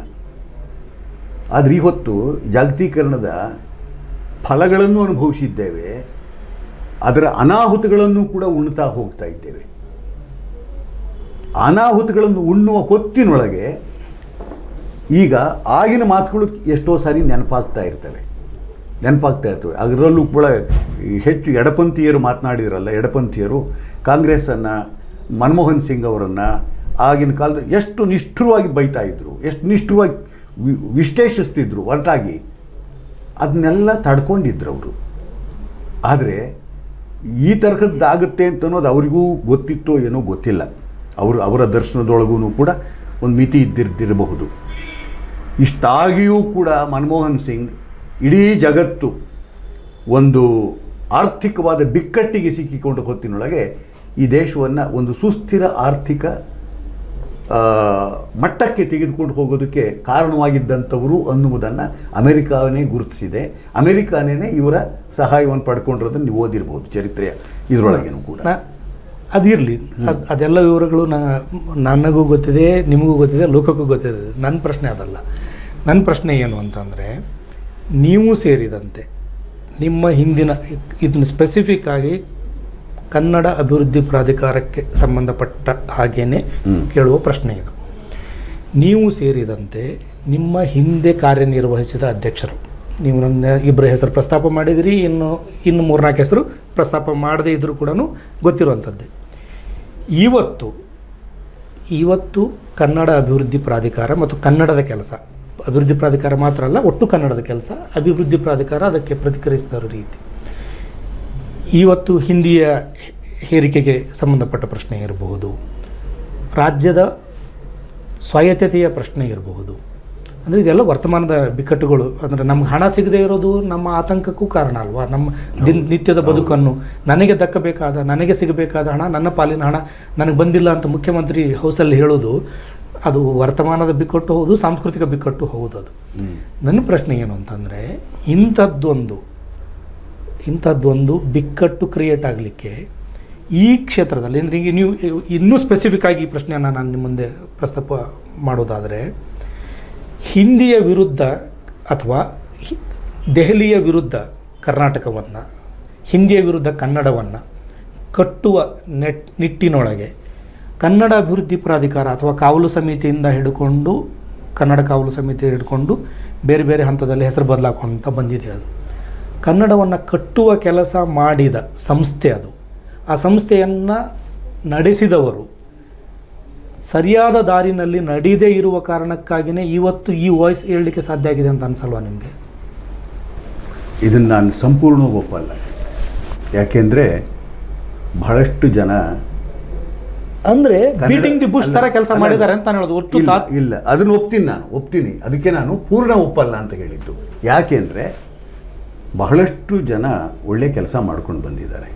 ಅಧ್ಯಕ್ಷರುಗಳಿದ್ದಾರಲ್ಲ, ಬಹಳಷ್ಟು ಜನ ಒಳ್ಳೆ ಕೆಲಸ ಅನ್ನೋದು ಆಯಾ ಕ್ಷಣದ ಅಗತ್ಯ ಮತ್ತು ತುರ್ತುವನ್ನು ಆಧರಿಸಿ ಮಾಡಿದ ಕೆಲಸ ಮಾತ್ರ ಅಂತ ನಾನು ಹೇಳೋದು. ಹೌದು, ಅಷ್ಟೇ ಮಟ್ಟಿಗೆ ಒಂದು ದೂರದೃಷ್ಟಿ ಇಟ್ಕೊಂಡು ಕಟ್ಟಿದ ಅಷ್ಟೇ ಮಟ್ಟಿಗೆ ಕನ್ನಡ ಅಭಿವೃದ್ಧಿ ಪ್ರಾಧಿಕಾರಕ್ಕೆ ನಾನು ಇವತ್ತು ಕೂಡ 3 ಕಾರ್ಯ ಸ್ವರೂಪಗಳನ್ನು ಕುರಿತು ಹೇಳುವಂಥದ್ದು. ಏನು ಅಂತಂದರೆ, ಒಂದು ಶಿಕ್ಷಣದಲ್ಲಿ ಕನ್ನಡ, ಇನ್ನೊಂದು ಆಡಳಿತದಲ್ಲಿ ಕನ್ನಡ, 3ನೇದು ಉದ್ಯೋಗದಲ್ಲಿ ಕನ್ನಡಿಗರು. ಈ 3 ಅಂಶಗಳಿಗೆ ಬದ್ಧವಾಗಿ ಕನ್ನಡ ಅಭಿವೃದ್ಧಿ ಪ್ರಾಧಿಕಾರ ಉಪಕಾರ್ಯಗಳನ್ನು ಹಾಕ್ಕೊಳ್ಬೇಕು. ಅದನ್ನು ಬಿಟ್ಟು ಬೇರೆ ಹೊರತಾಗಿ ಹಾಕ್ಕೊಳ್ಳೋದಿರುತ್ತಲ್ಲ, ಅದು ವ್ಯಯ ಮತ್ತು ಅತಿಕ್ರಮ ಪ್ರವೇಶದ ಕಾರಣ. ಅದು ಅತಿಕ್ರಮ ಪ್ರವೇಶ ಅಂದರೆ, ಈಗ ಉದಾಹರಣೆಗೆ ನುಡಿ ಜಾತ್ರೆ, ಗಡಿ ಜಾತ್ರೆ ಇಂಥವನ್ನೆಲ್ಲ ಮಾಡೋದಿದೆಯಲ್ಲ, ಅವು ಅಗತ್ಯ ಇಲ್ಲ. ಅದಕ್ಕಾಗಿ ಬೇರೆ ಗಡಿ ಅಭಿವೃದ್ಧಿ ಪ್ರಾಧಿಕಾರ ಇರ್ಬೋದು, ಕನ್ನಡ ಸಂಸ್ಕೃತಿ ಇಲಾಖೆ ಇರಬಹುದು, ಈ ಥರ ಸಾಂಸ್ಕೃತಿಕ ಕಾರ್ಯಕ್ರಮಗಳೆಲ್ಲ ಅಲ್ಲಿಗೆ ಇವುಗಳನ್ನು ಮಾಡಿದವರೆಲ್ಲರೂ ಕೂಡ ಅಭಿವೃದ್ಧಿ ಪ್ರಾಧಿಕಾರದ ಉದ್ದೇಶಕ್ಕೆ ಹೊರತಾಗಿ ಹೋದವರುಗಳು. ನಾನು ಅದನ್ನ ಹೇಳ್ತಿದ್ದೀನಿ. ಅದನ್ನ ಯಾರ್ಯಾರು ಮಾಡಿದ್ದಾರೆ ಅದನ್ನು ಜನ ಸ್ವೀಕರಿಸಲಿ. ಆದರೆ ಅಲ್ಲಿಗೆ ಕರ್ನಾಟಕ ಸರ್ಕಾರಕ್ಕೆ ಕನ್ನಡಕ್ಕೆ ಸಂಬಂಧಪಟ್ಟಂಗೆ, ಸಂಸ್ಕೃತಿಗೆ ಸಂಬಂಧಪಟ್ಟಂಗೆ ಒಂದು ನೀತಿ ಅಂತ ಇಲ್ಲ ಅಂತ ಆಯ್ತಲ್ವ? ಅಲ್ಲಿಗೆ ನೀತಿ ನಮ್ಮ ಬೈಲಾಗಳಲ್ಲೇ ಇರುತ್ತೆ, ಏನೇನು ಮಾಡಬೇಕು ಅನ್ನೋದನ್ನು. ಅದನ್ನು ಓದದೆ ಅದನ್ನು ಉಲ್ಲಂಘಿಸಿ ಕಾರ್ಯಚಟುವಟಿಕೆಗಳನ್ನು ಹಾಕ್ಕೊಳ್ತಾ ಇದ್ದರೆ ಅದು ಅಧ್ಯಕ್ಷರ ಮತ್ತು ಆ ಸಮಿತಿಯ ಕೊಣಗೇಡಿತನದ ವರ್ತನೆ ಅಂತ ನೇರವಾಗಿ ಹೇಳ್ತಾ ಇದ್ದೆ ನಾನು. ಅದಕ್ಕೋಸ್ಕರಲೇ ಅಲ್ಲಿಗೆ ಸರ್ ನಾನು ಇದನ್ನೇ ಪ್ರಶ್ನೆನ ಇನ್ನೊಂದು ಲೆವೆಲಿಗೆ ತಗೊಂಡೋಗಿ ನಾನು ಕೇಳಲಿಕ್ಕೆ ಬಯಸ್ತೀನಿ. ಕನ್ನಡ ಪುಸ್ತಕ ಪ್ರಾಧಿಕಾರ ಅನ್ನೋದು, ನೀವು ಕೂಡ ಅದರ ಅಧ್ಯಕ್ಷರಾಗಿದ್ರಿ. ಕನ್ನಡ ಪುಸ್ತಕ ಪ್ರಾಧಿಕಾರ ಅನ್ನೋದು ಅದೊಂದು ಕೇರಳದ ಮಾದರಿನಲ್ಲಿ ಕೋಆಪರೇಟಿವ್ ಕೇರಳದ ಲೇಖಕರ ಕೋಆಪರೇಟಿವ್ ಮೂವ್ಮೆಂಟ್ನ ಮಾದರಿನಲ್ಲಿ ಪ್ರಕಟಣೆ ಮತ್ತು ಕನ್ನಡ ಪುಸ್ತಕದ ಸಂಸ್ಕೃತಿಯನ್ನು ಉಳಿಸಿ ಬೆಳೆಸಲಿಕ್ಕೆ ಉದ್ದೇಶಿಸಿ ಒಂದು ಭಾಳ ಉದಾತ್ತವಾದ ಘನವಾದ ಉದ್ದೇಶದಿಂದ ಹುಟ್ಟಿಕೊಂಡ ಸಂಸ್ಥೆ. ಈಗ ಏನು ಮಾಡ್ತಾ ಇರೋದು? ನಿಮ್ಮ ಕಾಲದಲ್ಲಿಯೂ ಸೇರಿದಂತೆ ಪ್ರಕಟಣೆಗೆ ಮಾತ್ರ ಸೀಮಿತವಾದದ್ದಲ್ವ ಅದು? ಇಲ್ಲ, ನಮ್ಮ ಕಾಲದಲ್ಲಿ ಅಂತನ್ನೋದನ್ನು ನಾನು ಬೇರೆಯವ್ರನ್ನ ಹೇಳೋಕ್ಕೆ ಹೋಗಲ್ಲ, ನನ್ನ ಕಾಲದನ್ನು ಹೇಳ್ತಾ ಇದ್ದೀನಿ ನಾನು. ಮೊಯ್ಲಿಯವರು ಕೇರಳದ ಮಾದರಿಯಲ್ಲಿ ಈ ಪುಸ್ತಕ ಪ್ರಾಧಿಕಾರವನ್ನು ಇಲ್ಲಿ ಸ್ಥಾಪಿಸಿದರು. ಅದರ ಉದ್ದೇಶ ಇದ್ದದ್ದೇನು ಅಂತಂದರೆ ಪ್ರಕಾಶನ ಸಂಸ್ಥೆಗಳನ್ನು ಬೆಳೆಸುವುದು ಒಂದು ರೀತಿಯಲ್ಲಿ, ಜೊತೆಗೆ ಪುಸ್ತಕ ಸಂಸ್ಕೃತಿ ಅನ್ನೋದಿದೆಯಲ್ಲ, ಆ ಪುಸ್ತಕ ಸಂಸ್ಕೃತಿಯನ್ನು ಕೂಡ ಅಭಿವೃದ್ಧಿಪಡಿಸೋದು. ಈ ಎರಡೂ ಕಾರ್ಯವನ್ನು ಒಂದು ರೀತಿ ಸಮತೋಲನದಲ್ಲಿ ನಡೆಸಿಕೊಂಡು ಹೋಗಬೇಕಾಗಿದ್ದಂಥ ಜವಾಬ್ದಾರಿ. ಹಾಗಂದಾಕ್ಷಣಕ್ಕೆ ಪ್ರಕಟಣೆಯನ್ನೇ ಮಾಡಬಾರದು ಅಂತ ಅಲ್ಲ, ಪ್ರಕಟಣೆಗಳನ್ನೇ ಇನ್ನೊಬ್ಬರು ಪೈಪೋಟಿ ಅದೇ ಪ್ರಕಟಣೆಗಳನ್ನೇ ಆದ್ಯವಾಗಿ ಇಟ್ಕೊಳ್ಬೇಕು ಅನ್ನೋದು ಅಲ್ಲ, ಇಲ್ಲಿ ಆಯ್ಕೆ ಅನ್ನೋದು ಒಂದಿರುತ್ತೆ, ಅದು ಬಹಳ ಮುಖ್ಯವಾದ್ದು. ಈಗ ಉದಾಹರಣೆಗೆ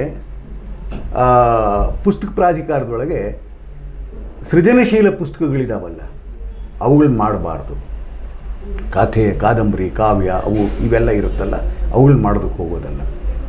ಜೊತೆಗೆ ಕೆಲವು ಅಲಕ್ಷಿತ ಸಮುದಾಯಗಳಿದ್ದಾವೆ, ಅಲಕ್ಷಿತ ಸಮುದಾಯಗಳು. ಈಗ ಉದಾಹರಣೆಗೆ ಬರಗೂರವರು ಕನ್ನಡ ಸಾಹಿತ್ಯ ಕರ್ನಾಟಕ ಸಾಹಿತ್ಯ ಅಕಾಡೆಮಿಯಲ್ಲಿದ್ದಾಗ ಉಪಸಂಸ್ಕೃತಿಗಳ ಮಾಲಿಕೆ ಅಂತ ತಂದರು. ಅದು ತುಂಬ ಅಗತ್ಯ ಇತ್ತು, ಬೇರೆ ಯಾವ ಪ್ರಕಾಶಕರು ಮಾಡ್ತಿರಲಿಲ್ಲ, ಬೇರೆ ವಿಶ್ವವಿದ್ಯಾಲಯಗಳು ಕೂಡ ಅದನ್ನು ಕೈಗೆತ್ಕೊಂಡಿರಲಿಲ್ಲ. ಆ ಸಂದರ್ಭದಲ್ಲಿ ಅವರು ಅದನ್ನು ತಂದರು. ಅಲ್ಲಿ ಅದನ್ನು ಬಹಳ ತ್ವರಿತದಲ್ಲಿ ತಂದರು. ಅವರು ಉಪಸಂಸ್ಕೃತಿ ಎನ್ನುವ ಶಬ್ದ ಇಟ್ಟದ್ದನ್ನೇ ಕೆಲವರು ಪ್ರಶ್ನಿಸಿದರು. ಅದೇನೇ ಆಗಲ್ಲ, ಅದು ಬೇರೆ ಚರ್ಚೆಯ ವಿಷಯ. ಆದರೆ ಆ ಪ್ರಯತ್ನ ಇದೆಯಲ್ಲ, ಅದು ಗೌರವಾರ್ಹವಾದ ಪ್ರಯತ್ನ.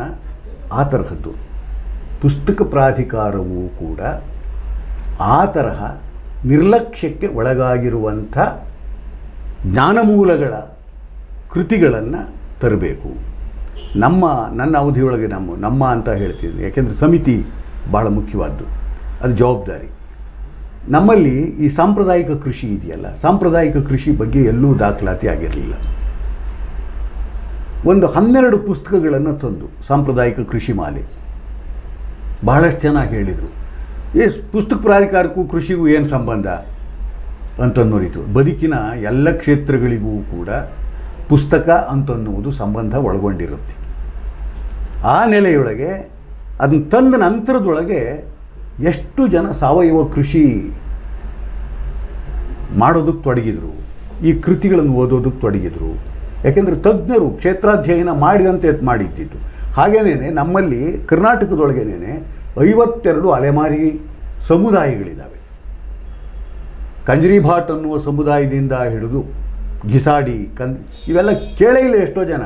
52 ಸಮುದಾಯಗಳು ಇವತ್ತು ಕೂಡ ಲಕ್ಷ ಸಂಖ್ಯೆಯನ್ನು ದಾಟದಿರ್ತಕ್ಕಂಥ ಕೆಲವು ಸಮುದಾಯಗಳು ಇದ್ದಾವೆ. ಇವತ್ತು ಅವರಿಗೆ ಊರು ಇಲ್ಲ, ಸೂರಿ ಇಲ್ಲ, ವಿಳಾಸ ಇಲ್ಲ ಅಂಥವ್ರು. ಆಮೇಲೆ ಬಹುನಾಮಿಗಳು ಅವರು. ಉಪಸಂಸ್ಕೃತಿಗಳ ಮಾಲಿಕೆಯಲ್ಲಿ ಕೆಲವರು ಬಂದಿದ್ದಾರೆ, ಆದರೆ ಬಹುನಾಮಿಗಳು ಒಂದೇ ಒಂದು ಇದಕ್ಕೆ ಸುಡುಗಾಡಿಸಿದ್ರು ಅನ್ನೋದಕ್ಕೆ 5 ಹೆಸರಿದ್ದಾವೆ, ಒಂದೊಂದು ಕಡೆಗೆ ಒಂದೊಂದು ಹೆಸರು. ಈ ಬಹುನಾಮಿಗಳಿಂದಾಗಿ ಗೊಂದಲ ಉಂಟಾಗಿ ಕೆಲವು ಕಡೆಗೆ ಅವರು SCಗೆ ಸೇರಿಕೊಂಡಿದ್ದಾರೆ, ಕೆಲವು ಕಡೆಗೆ STಗೆ ಸೇರಿಕೊಂಡಿದ್ದಾರೆ, ಕೆಲವರು ಬ್ಯಾಕ್ವರ್ಡಿಗೆ ಸೇರಿಕೊಂಡಿದ್ದಾರೆ. ಈ ಥರದಿಂದಾಗಿ ಅವರಿಗೆ ಮೀಸಲಾತಿಯ ಒಳಗೂ ಕೂಡ ಅನ್ಯಾಯ ಆಗಿದೆ. ಇಂಥವುಗಳನ್ನು ಪ್ರಾಧಿಕಾರದಂಥದ್ದು ಮಾಡಬೇಕಾದ್ದು ನೈತಿಕ ಜವಾಬ್ದಾರಿ. ಆ ಹೊಣೆ ಅರಿತೇನೆ ಮಾಡಿದ್ದಿತ್ತು. ಜೊತೆಗೆ ನೀವು ಒಂದು ಬೀದರ್ನಲ್ಲಿದ್ರಿ, ಒಬ್ಬ ಫೋಟೋಗ್ರಾಫರ್, ಅವನು ನನ್ನ ಹೆಸರು ಮುಂತಾಕ ಅಂತ, ಮುಂತಾಕ. ಎಷ್ಟು ಫೋಟೋಗ್ರಫಿ ಒಳಗೆ ಒಬ್ಬ ಅನಾಮಧೇಯ ವ್ಯಕ್ತಿ, ಗೊತ್ತಿರಲಿಲ್ಲ ಯಾರು, ಎಷ್ಟು ಇನೋವೇಟಿವ್ ವರ್ಕನ್ನು ಮಾಡಿದ್ದಿತ್ತು, ಸೃಜನಶೀಲವಾದ ಫೋಟೋಗ್ರಫಿ ಮಾಡಿದ್ದಿತ್ತು. ಆ ವ್ಯಕ್ತಿಯ ಬಗ್ಗೆ ಒಂದು ಪುಸ್ತಕ ಬಂದ ನಂತರದೊಳಗೆ ಎಷ್ಟೋ ಜನ ಫೋಟೋಗ್ರಾಫರ್ಸು ಫೋನ್ ಮಾಡಿದ್ರು, ಇವು ಯಾರಿವ, ಎಲ್ಲಿರೋದು ಗೊತ್ತೇ ಇರಲಿಲ್ಲ, ಅನಾಮಧೇಯ. ಅದನ್ನೆಲ್ಲ ನೋಡಿ ಆಶ್ಚರ್ಯಪಟ್ಟರು. ಯಾಕೆಂದರೆ ತಾಂತ್ರಿಕ ತರಬೇತಿ ಪಡೆದವರಿಗಿಂತ ತಾಂತ್ರಿಕ ತರಬೇತಿ ಪಡೆಯದ ಏಕಲವ್ಯ ಪ್ರಜ್ಞೆಯ ಆ ವ್ಯಕ್ತಿ ಮಾಡಿದ ಶೋಧ ಅಷ್ಟಿದಾಗಿತ್ತು. ನೀವು ಹೇಳದೇ ಇದ್ದಿದ್ರೆ ಅದು ಬರ್ತಿರಲಿಲ್ಲ. ಕರೆಕ್ಟ್. ಬಟ್ ಇಂಥವು ಬಹಳ ಮುಖ್ಯವಾಗ್ತವೆ ಅಂತ ಅನಿಸಿದೆ. ಅದು ಸರಿ, ಅದರ ಮಹತ್ವದ ಬಗ್ಗೆ ಅಲ್ಲ ನನ್ನ ಪ್ರಶ್ನೆ ಇರೋದು. ನನ್ನ ಪ್ರಶ್ನೆ ಏನು ಅಂತಂದರೆ, ಅದು ಮಾಡಿದ್ದಾಯಿತು, ಬಟ್ ಕನ್ನಡ ಪುಸ್ತಕ ಪ್ರಾಧಿಕಾರದ ಅಧ್ಯಕ್ಷರಿಗೆ ಒಂದು ಕ್ಯಾಬಿನೆಟ್ ದರ್ಜೆಯ ಸ್ಥಾನಮಾನ ಎಲ್ಲ ಇದೆ. ಸ್ಥಾನಮಾನ ಅನ್ನೋದು ಅಲ್ಲ, ಇನ್ನೊಂಚೂರು ನಂದೊಂಚೂರು ನಾನು ಪ್ರಶ್ನೆಗೆ ಮುಗಿಸ್ತೀನಿ. ಕ್ಯಾಬಿನೆಟ್ ದರ್ಜೆಯ ಸ್ಥಾನಮಾನ ಇದೆ. ಒಂದು ಕ್ಯಾಬಿನೆಟ್ ದರ್ಜೆ ಅಂತ ಅನ್ನೋದನ್ನು ಯಾಕೆ ನಾನು ಹೇಳ್ತಾ ಇದ್ದೀನಿ ಅಂದರೆ, ಒಂದು ನೀತಿ ನಿಯಮಾವಳಿಯನ್ನು ರೂಪಿಸುವ ನೆಲೆಯ ಹಂತದ ಹುದ್ದೆ ಅದು ಅಂತ ಹೇಳೋದಕ್ಕಾಗಿ ಅದನ್ನ ಬಳಸಿದೆ ನಾನು. ಅಂದರೆ ಒಂದು ಕರ್ನಾಟಕ ಸರ್ಕಾರದ ಹಲವು ಅಂಗಸಂಸ್ಥೆಗಳಿದ್ದಾವೆ. ಸಂಸ್ಕೃತಿ ಇಲಾಖೆ ಇರ್ಬೋದು, ಪ್ರಾಧಿಕಾರ ಇರ್ಬೋದು, ಕನ್ನಡ ಪುಸ್ತಕ ಪ್ರಾಧಿಕಾರದ ಈಗ ನಾನು ಮಾತಾಡ್ತಾ ಇದ್ದೀನಿ. ಆಮೇಲೆ ಅಕಾಡೆಮಿಗಳಿದ್ದಾವೆ, ಸಾಹಿತ್ಯ ಪರಿಷತ್ ಇದೆ. ಈ ಎಲ್ಲದಕ್ಕಾಗಿಯೂ ಸರ್ಕಾರ ಒಂದಿಷ್ಟು ಹಣವನ್ನು ಹಾಕ್ತಾ ಇದೆ. ಇವುಗಳನ್ನು ಒಂದು ಸಿಂಗಲ್ ವಿಂಡೋ, ಏಕಛತ್ರದ ಅಡಿಯಲ್ಲಿ ತರುವಂಥ ಒಂದು ನೀತಿ ನಿರೂಪಿಸಲಿಕ್ಕೆ ಸಾಧ್ಯವಾಗದೇ ಇದ್ದ ಅಸಹಾಯಕತೆ ಯಾವುದು ಅಂತ ನನ್ನ ಪ್ರಶ್ನೆ ಇರೋದು. ಇದಕ್ಕೆ ಉತ್ತರ ಕೊಡೋದಕ್ಕೆ ಮುಂಚೆ ನಂದೊಂದು ಸ್ವಲ್ಪ ಅದನ್ನು ಮುಂದುವರಿಸಿ ಹೇಳ್ತೀನಿ. ನಾನು ಪುಸ್ತಕ ಪ್ರಾಧಿಕಾರದಿತ್ತಲ್ಲ, ಅದು ಪುಸ್ತಕ ಸಂಸ್ಕೃತಿಯನ್ನು ವಿಸ್ತರಿಸುವುದು ಅನ್ನೋದು ಒಂದು ಕೆಲಸ ಮಾಡಬೇಕಾದ್ದು ಪುಸ್ತಕ ಪ್ರಾಧಿಕಾರದ ಅಗತ್ಯ.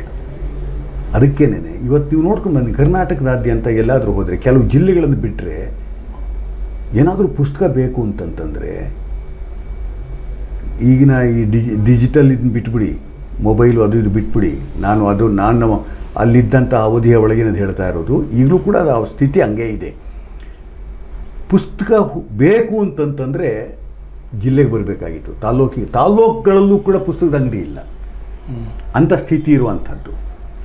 ಆದ್ದರಿಂದ ಕನ್ನಡ ಇದು ಪುಸ್ತಕ ಪ್ರಾಧಿಕಾರ ಎಲ್ಲ ಜಿಲ್ಲೆಗಳಲ್ಲೂ ಸಾಧ್ಯವಾದ ಮಟ್ಟಿಗೆ ತಾಲೂಕುಗಳಲ್ಲೂ ಕೂಡ ಪುಸ್ತಕ ಮಳಿಗೆಗಳನ್ನು ತೆರೆಯಬೇಕು, ಓದುವ ಅಭಿರುಚಿಯನ್ನು ಜನತೆಗೆ ಮುಟ್ಟಿಸಬೇಕು, ಈ ಉದ್ದೇಶ ಇಟ್ಕೊಂಡಿದ್ದು. ನಮ್ಮ ಅವಧಿಗಿಂತ ಮುಂಚೆ ಒಂದೇ ಒಂದು ಪುಸ್ತಕ ಮಳಿಗೆ ಇದ್ದಿದ್ದು ದಾವಣಗೆರೆಯಲ್ಲಿತ್ತು ಪ್ರಾಧಿಕಾರದ್ದು. ಆ ನಂತರದಲ್ಲಿ 16 ಜಿಲ್ಲೆಗಳಲ್ಲಿ ತೆರೆದು ಕೆಲವು ತಾಲ್ಲೂಕುಗಳನ್ನು ಸೇರಿಸಿಕೊಂಡ ರೀತಿಯೊಳಗೆ 16 ಮಳಿಗೆಗಳನ್ನು ತೆರೆದಿದ್ದು. ಇನ್ನು ವಿಸ್ತರಿಸಬಹುದಾಗಿದ್ದು ಇತ್ತೀಚೆಗೆ ಮುಚ್ತಾ ಇದ್ದಾರೆ. ಇದು ಒಳ್ಳೆ ಬೆಳವಣಿಗೆ ಅಲ್ಲ. ಎಷ್ಟೋ ಕಡೆಗೆ ತೆರೆದಂಥ ಸಂದರ್ಭದೊಳಗೆ ಪುಸ್ತಕದ ಈ ಮಾರಾಟಕ್ಕೆ ಬೇರೆ ಬೇರೆ ಕಡೆಗೆ ಕೊಂಡೊಯ್ದಂಥ ಸಂದರ್ಭದೊಳಗೆ ಹೆಣ್ಣುಮಕ್ಕಳು ಆಡ್ತಿದ್ದ ಮಾತುಗಳಿದೆಯಲ್ಲ, ಅವರು ಪುಸ್ತಕ ನೋಡಿದಂತೆ ಸಂಭ್ರಮಿಸ್ತಿದ್ದ ರೀತಿ ಇದೆಯಲ್ಲ, ಅದೆಲ್ಲ ಎಷ್ಟು ಹಸಿವಿದೆ ನಮ್ಮಲ್ಲಿ ಅಂತ ಅನ್ನೋದು ಗೊತ್ತಾಗ್ತಿದ್ದಿತ್ತು. ಆದ್ದರಿಂದ ಇಂಥವುಗಳನ್ನು ಹುಡುಕಿಕೊಂಡು ಮಾಡಬೇಕಾದಂಥ ಕೆಲಸಗಳು ಇವತ್ತೂ ಕೂಡ ಪ್ರಾಧಿಕಾರಗಳಿಗೆ, ಅಕಾಡೆಮಿಗಳಿಗೆ ಸಾಕಷ್ಟಿದೆ. ಅದನ್ನು ಪಕ್ಷಾತೀತವಾಗಿ ಮಾಡಬೇಕು, ಜನಮುಖಿಯಾಗಿ ಮಾಡಬೇಕು. ಅದು ಎರಡನೇದು ನೀವು ಹೇಳಿದ್ರಲ್ಲ ಈಗ, ಅದು ಸ್ವಲ್ಪ ಇದು ಮಾಡಿ ನೆನಪಿಸಿ. ಏನಂತಂದರೆ, ಒಂದು ನೀತಿ ನಿಯಮಾವಳಿ ರೂಪಿಸುವ ಹಂತದ ಹುದ್ದೆ ಅದು ಬರೀ ಒಂದು ಎಕ್ಸಿಕ್ಯೂಟಿವ್ ಪೋಸ್ಟ್ ಥರ ಆಗೋಯ್ತಾ ಅಂತ. ಸಾಂಸ್ಕೃತಿಕ ನೀತಿ ಅಂತ ನಮ್ಮಲ್ಲಿ ಭಾಳ ಹಿಂದಿನಿಂದಲೂ ಕೂಡ ಅದು ರಚಯಿತ ರೂಪದೊಳಗೆ ಬಂದಿದೆ. ಹಿಂದೆ ಕಾತಾ ಚಿಕ್ಕಣ್ಣವರು, ಎಂ ವಿಠಲಮೂರ್ತಿಯವರು ಮತ್ತು ವೈಕೆ ಮುದ್ದುಕೃಷ್ಣ ಅವರಿದ್ದ ಕಾಲದೊಳಗೆ ಇದಕ್ಕೊಂದಿಷ್ಟು ಚಾಲನೆ ಕೊಟ್ಟರು. ಆಮೇಲೆ ಬರಗೂರು ರಾಮಚಂದ್ರಪ್ಪನವರು ಅವರ ಅವಧಿಯ ಒಳಗೆ ಒಂದು ಸಾಂಸ್ಕೃತಿಕ ನೀತಿ ಅಂತ ರೂಪಿಸಿ ಅದನ್ನು ಕೊಟ್ಟರು. ಆದರೆ ಇಂಥವುಗಳೆಲ್ಲವಕ್ಕೂ ಕೂಡ ಮಾನ್ಯತೆ ಬರೋದು ಯಾವಾಗ ಅಂದರೆ, ಸರ್ಕಾರವೇ ಸಮಿತಿಯನ್ನು ರಚಿಸಿ ಕೂಲಂಕಷವಾಗಿ ಇಡೀ ರಾಜ್ಯದ ಪ್ರಾದೇಶಿಕ ಮತ್ತು ಪ್ರಾದೇಶಿಕ ಪ್ರಾತಿನಿಧ್ಯ, ಸಾಮಾಜಿಕ ನ್ಯಾಯ ಒಳಗೊಂಡ ರೀತಿಯೊಳಗಿನ ಸಮಿತಿಯನ್ನು ರಚಿಸಿದಾಗ ಅಂಥ ಸಮಿತಿ ಕೊಡುವ ವರದಿ ಇರುತ್ತಲ್ಲ, ಅದಕ್ಕೊಂದು ಮಾನ್ಯತೆ ಇರುತ್ತೆ. ಆದರೆ ಅಂಥ ಸಮಿತಿಗಳು ಕೊಟ್ಟ ವರದಿಗಳನ್ನೂ ಕೂಡ ನಮ್ಮ ಸರ್ಕಾರಗಳು ದಿವ್ಯ ನಿರ್ಲಕ್ಷ್ಯದೊಳಗೆ ಬುಟ್ಟಿಗೆ ಹಾಸ್ತವ್ರೆ.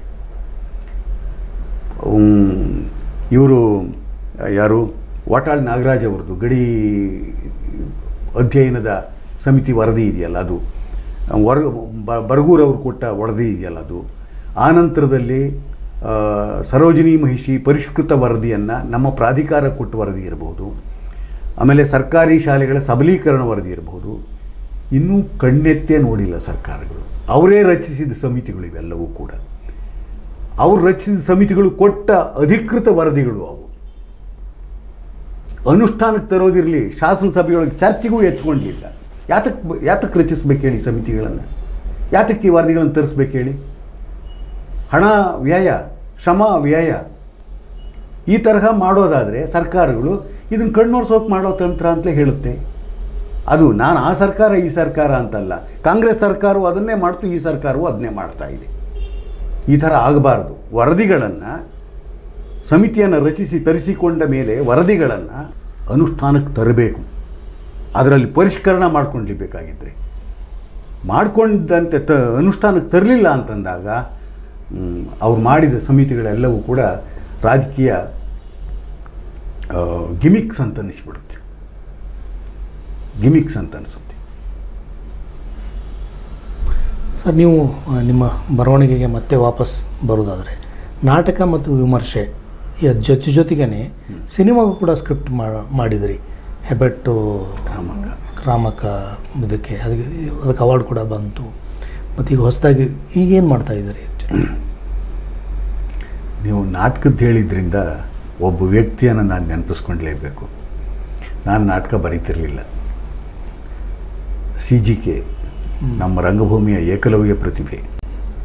CGK ಕಾರಣದಿಂದಾಗಿ ನಾನು ನಾಟಕ ಬರೆಯುವ ಕಾರ್ಯಕ್ಕೆ ತೊಡಗಿಸಿಕೊಂಡೆ. ನನ್ನಂತೆ ಪೊಯೆಟ್ರಿ ಮಾತ್ರ ನಿಮ್ಮ ಫಾರ್ಮ್ ಅಂತ ಅನ್ಕೊಂಡು, ಪೊಯೆಟ್ರಿ ಮತ್ತು ವಿಮರ್ಶೆ ನನ್ನ ಫಾರ್ಮ್ ಅಂತ ಅಂದ್ಕೊಂಡಿದ್ದು. ಭಾಳ ಒತ್ತಡ ಹಾಕಿ CGK ಬರೆಸಿದ್ರು. 5 ಸ್ಕ್ರಿಪ್ಟ್ ಬರೆಸಿ ಅದರೊಳಗೆ ಒಂದು ಸ್ಕ್ರಿಪ್ಟನ್ನು ಎತ್ಕೊಂಡ್ರು. ಆ ಥರದ್ದು ನನ್ನಂತೆಯೇ ಶಿವಪ್ರಕಾಶ್ ಕೈಲಿ ಬರೆಸಿದ್ರು, ಹನುಮಂತಯ್ಯನ ಕೈಲಿ ಬರೆಸಿದ್ರು. ಶಿವಪ್ರಕಾಶ್ ನಾಟಕಕಾರವಾಗಿ ಮುಂದುವರೆದ್ರು ಅಲ್ಲಿ. ಆಮೇಲೆ ಒಂದು ಮಾತು ಹೇಳಿದರು CGK.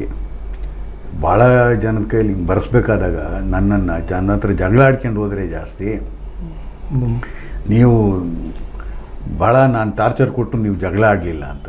ಅದಕ್ಕೆ ನಾನು ಹೇಳಿದೆ, ಒಂದು ಸಾರಿ ಗುರು ಅಂತ ಒಪ್ಕೊಂಡ ಮೇಲೆ ನನಗಿಂತ ವಯಸ್ಸಿನಲ್ಲಿ ಸ್ವಲ್ಪ ಕಡಿಮೆ ಅವರು ಇದ್ದಿದ್ದು, ನಮ್ಮ ಜೂನಿಯರು. ಅವರು 8-10 ವರ್ಷ ಅಂತರ ಇತ್ತು. ಬಟ್ ಅವರ ಅಗಾಧವಾದ ಪ್ರತಿಭೆಯ ಬಗ್ಗೆ ನನಗೆ ದೊಡ್ಡ ಗೌರವ ಇತ್ತು.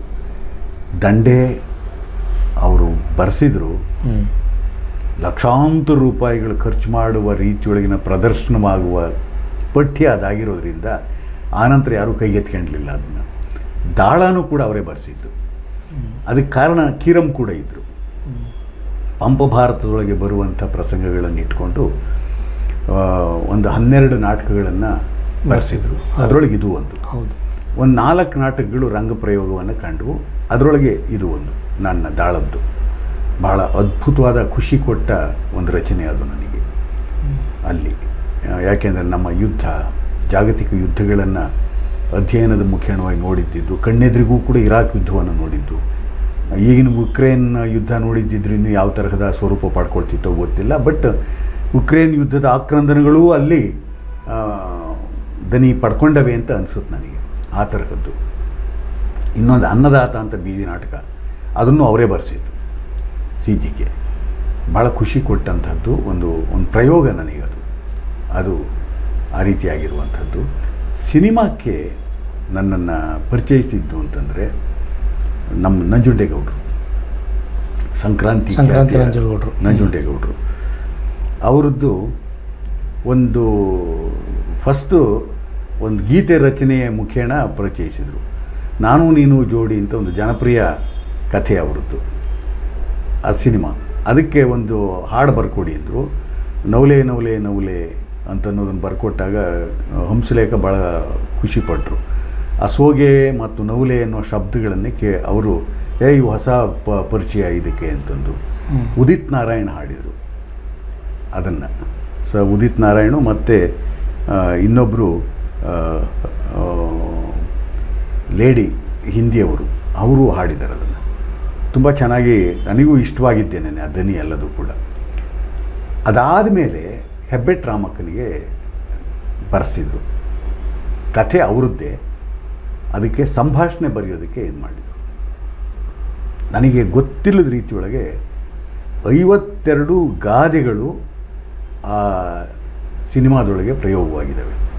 ಇದನ್ನು ನಾನು ಗಮನಿಸಿದ್ದಲ್ಲ, 3 ಸಾರಿ ಆ ಸಿನಿಮಾ ನೋಡಿ 3ನೇ ಸಾರಿ ನೋಡಬೇಕಾದಾಗ ಮೊದಲೇನೇ ಒಂದು ಬೆರಗಿನಿಂದ ನೋಡಿದಂಥ ಹೆಣ್ಣುಮಗಳು ನೋಡೋಣ ಇದರಲ್ಲಿ ಗಾದೆ ಎಷ್ಟು ಪ್ರಯೋಗವಾಗಿದ್ದಾವೆ ಅಂತಂದು ಇಟ್ಕೊಂಡು 52 ಗಾದೆಗಳು ಅಂತ ನಂಜುಂಡೇಗೌಡರಿಗೆ ಹೇಳಿದ್ರಂತೆ.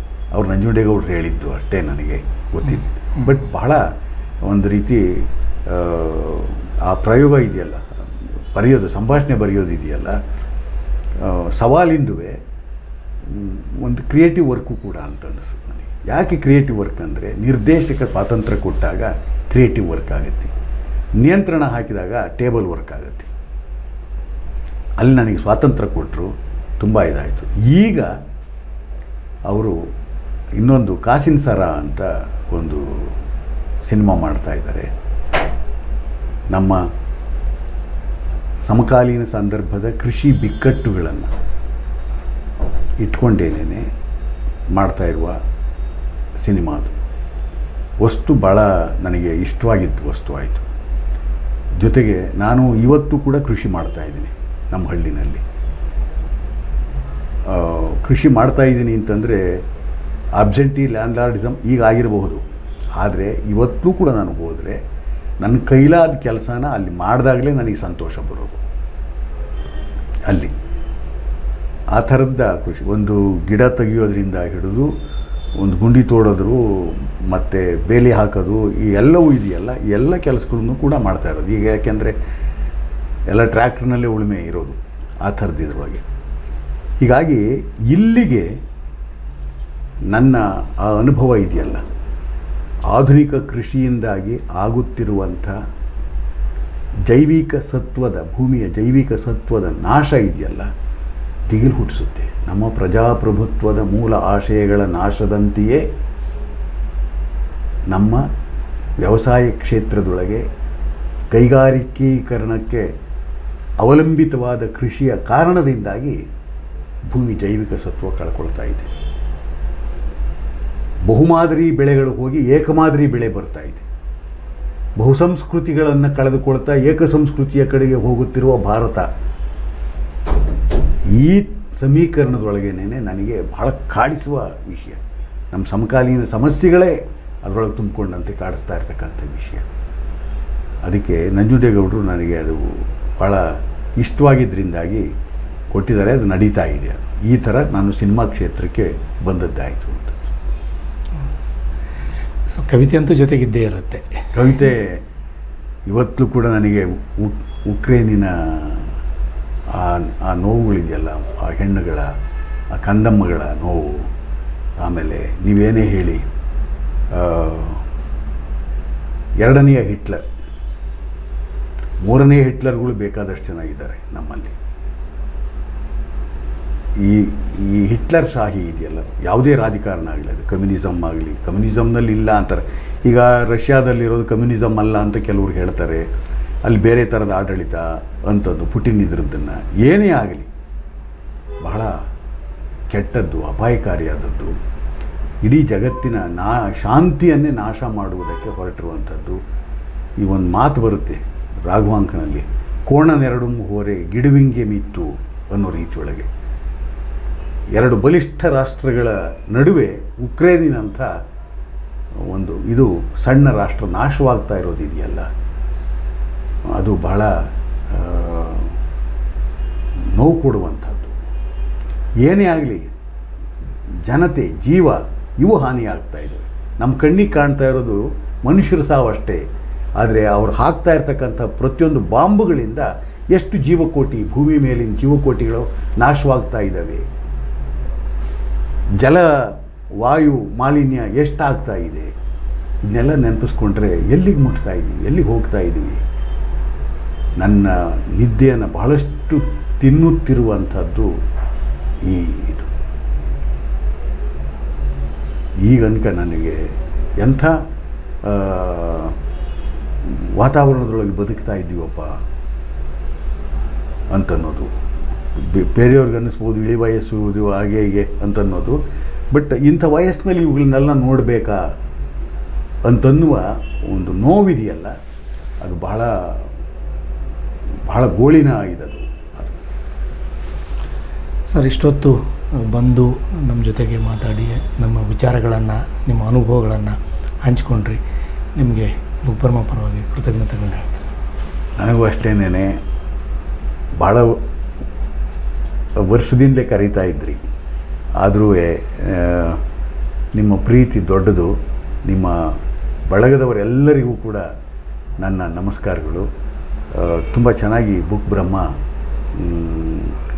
ತನ್ನ ಮಿತಿಯ ಒಳಗೇನೇನೆ ಮಾಧ್ಯಮದ ಒಂದು ಕ್ರತುಶಕ್ತಿಯನ್ನು ಉಳಿಸಿಕೊಂಡಂತೆ ಸಮಾಜಕ್ಕೆ ಕೊಡಬೇಕಾಗಿರೋದನ್ನು ಕೊಡ್ತಾ ಇದೆ ಅನ್ನೋದು ಇವತ್ತಿನ ಈ ಚರ್ಚೆಯ ಮುಖ್ಯವಾಗಿ ನನ್ನ ಅನುಭವಕ್ಕೆ ಬಂದದ್ದು. ನಿಮ್ಮೆಲ್ಲರಿಗೂ ಕೂಡ ನನ್ನ ಆತ್ಮೀಯ ಕೃತಜ್ಞತೆಗಳು. ವೀಕ್ಷಕರಿಗೂ ಕೂಡ ನನ್ನ ಗೌರವದ ನಮಸ್ಕಾರಗಳು.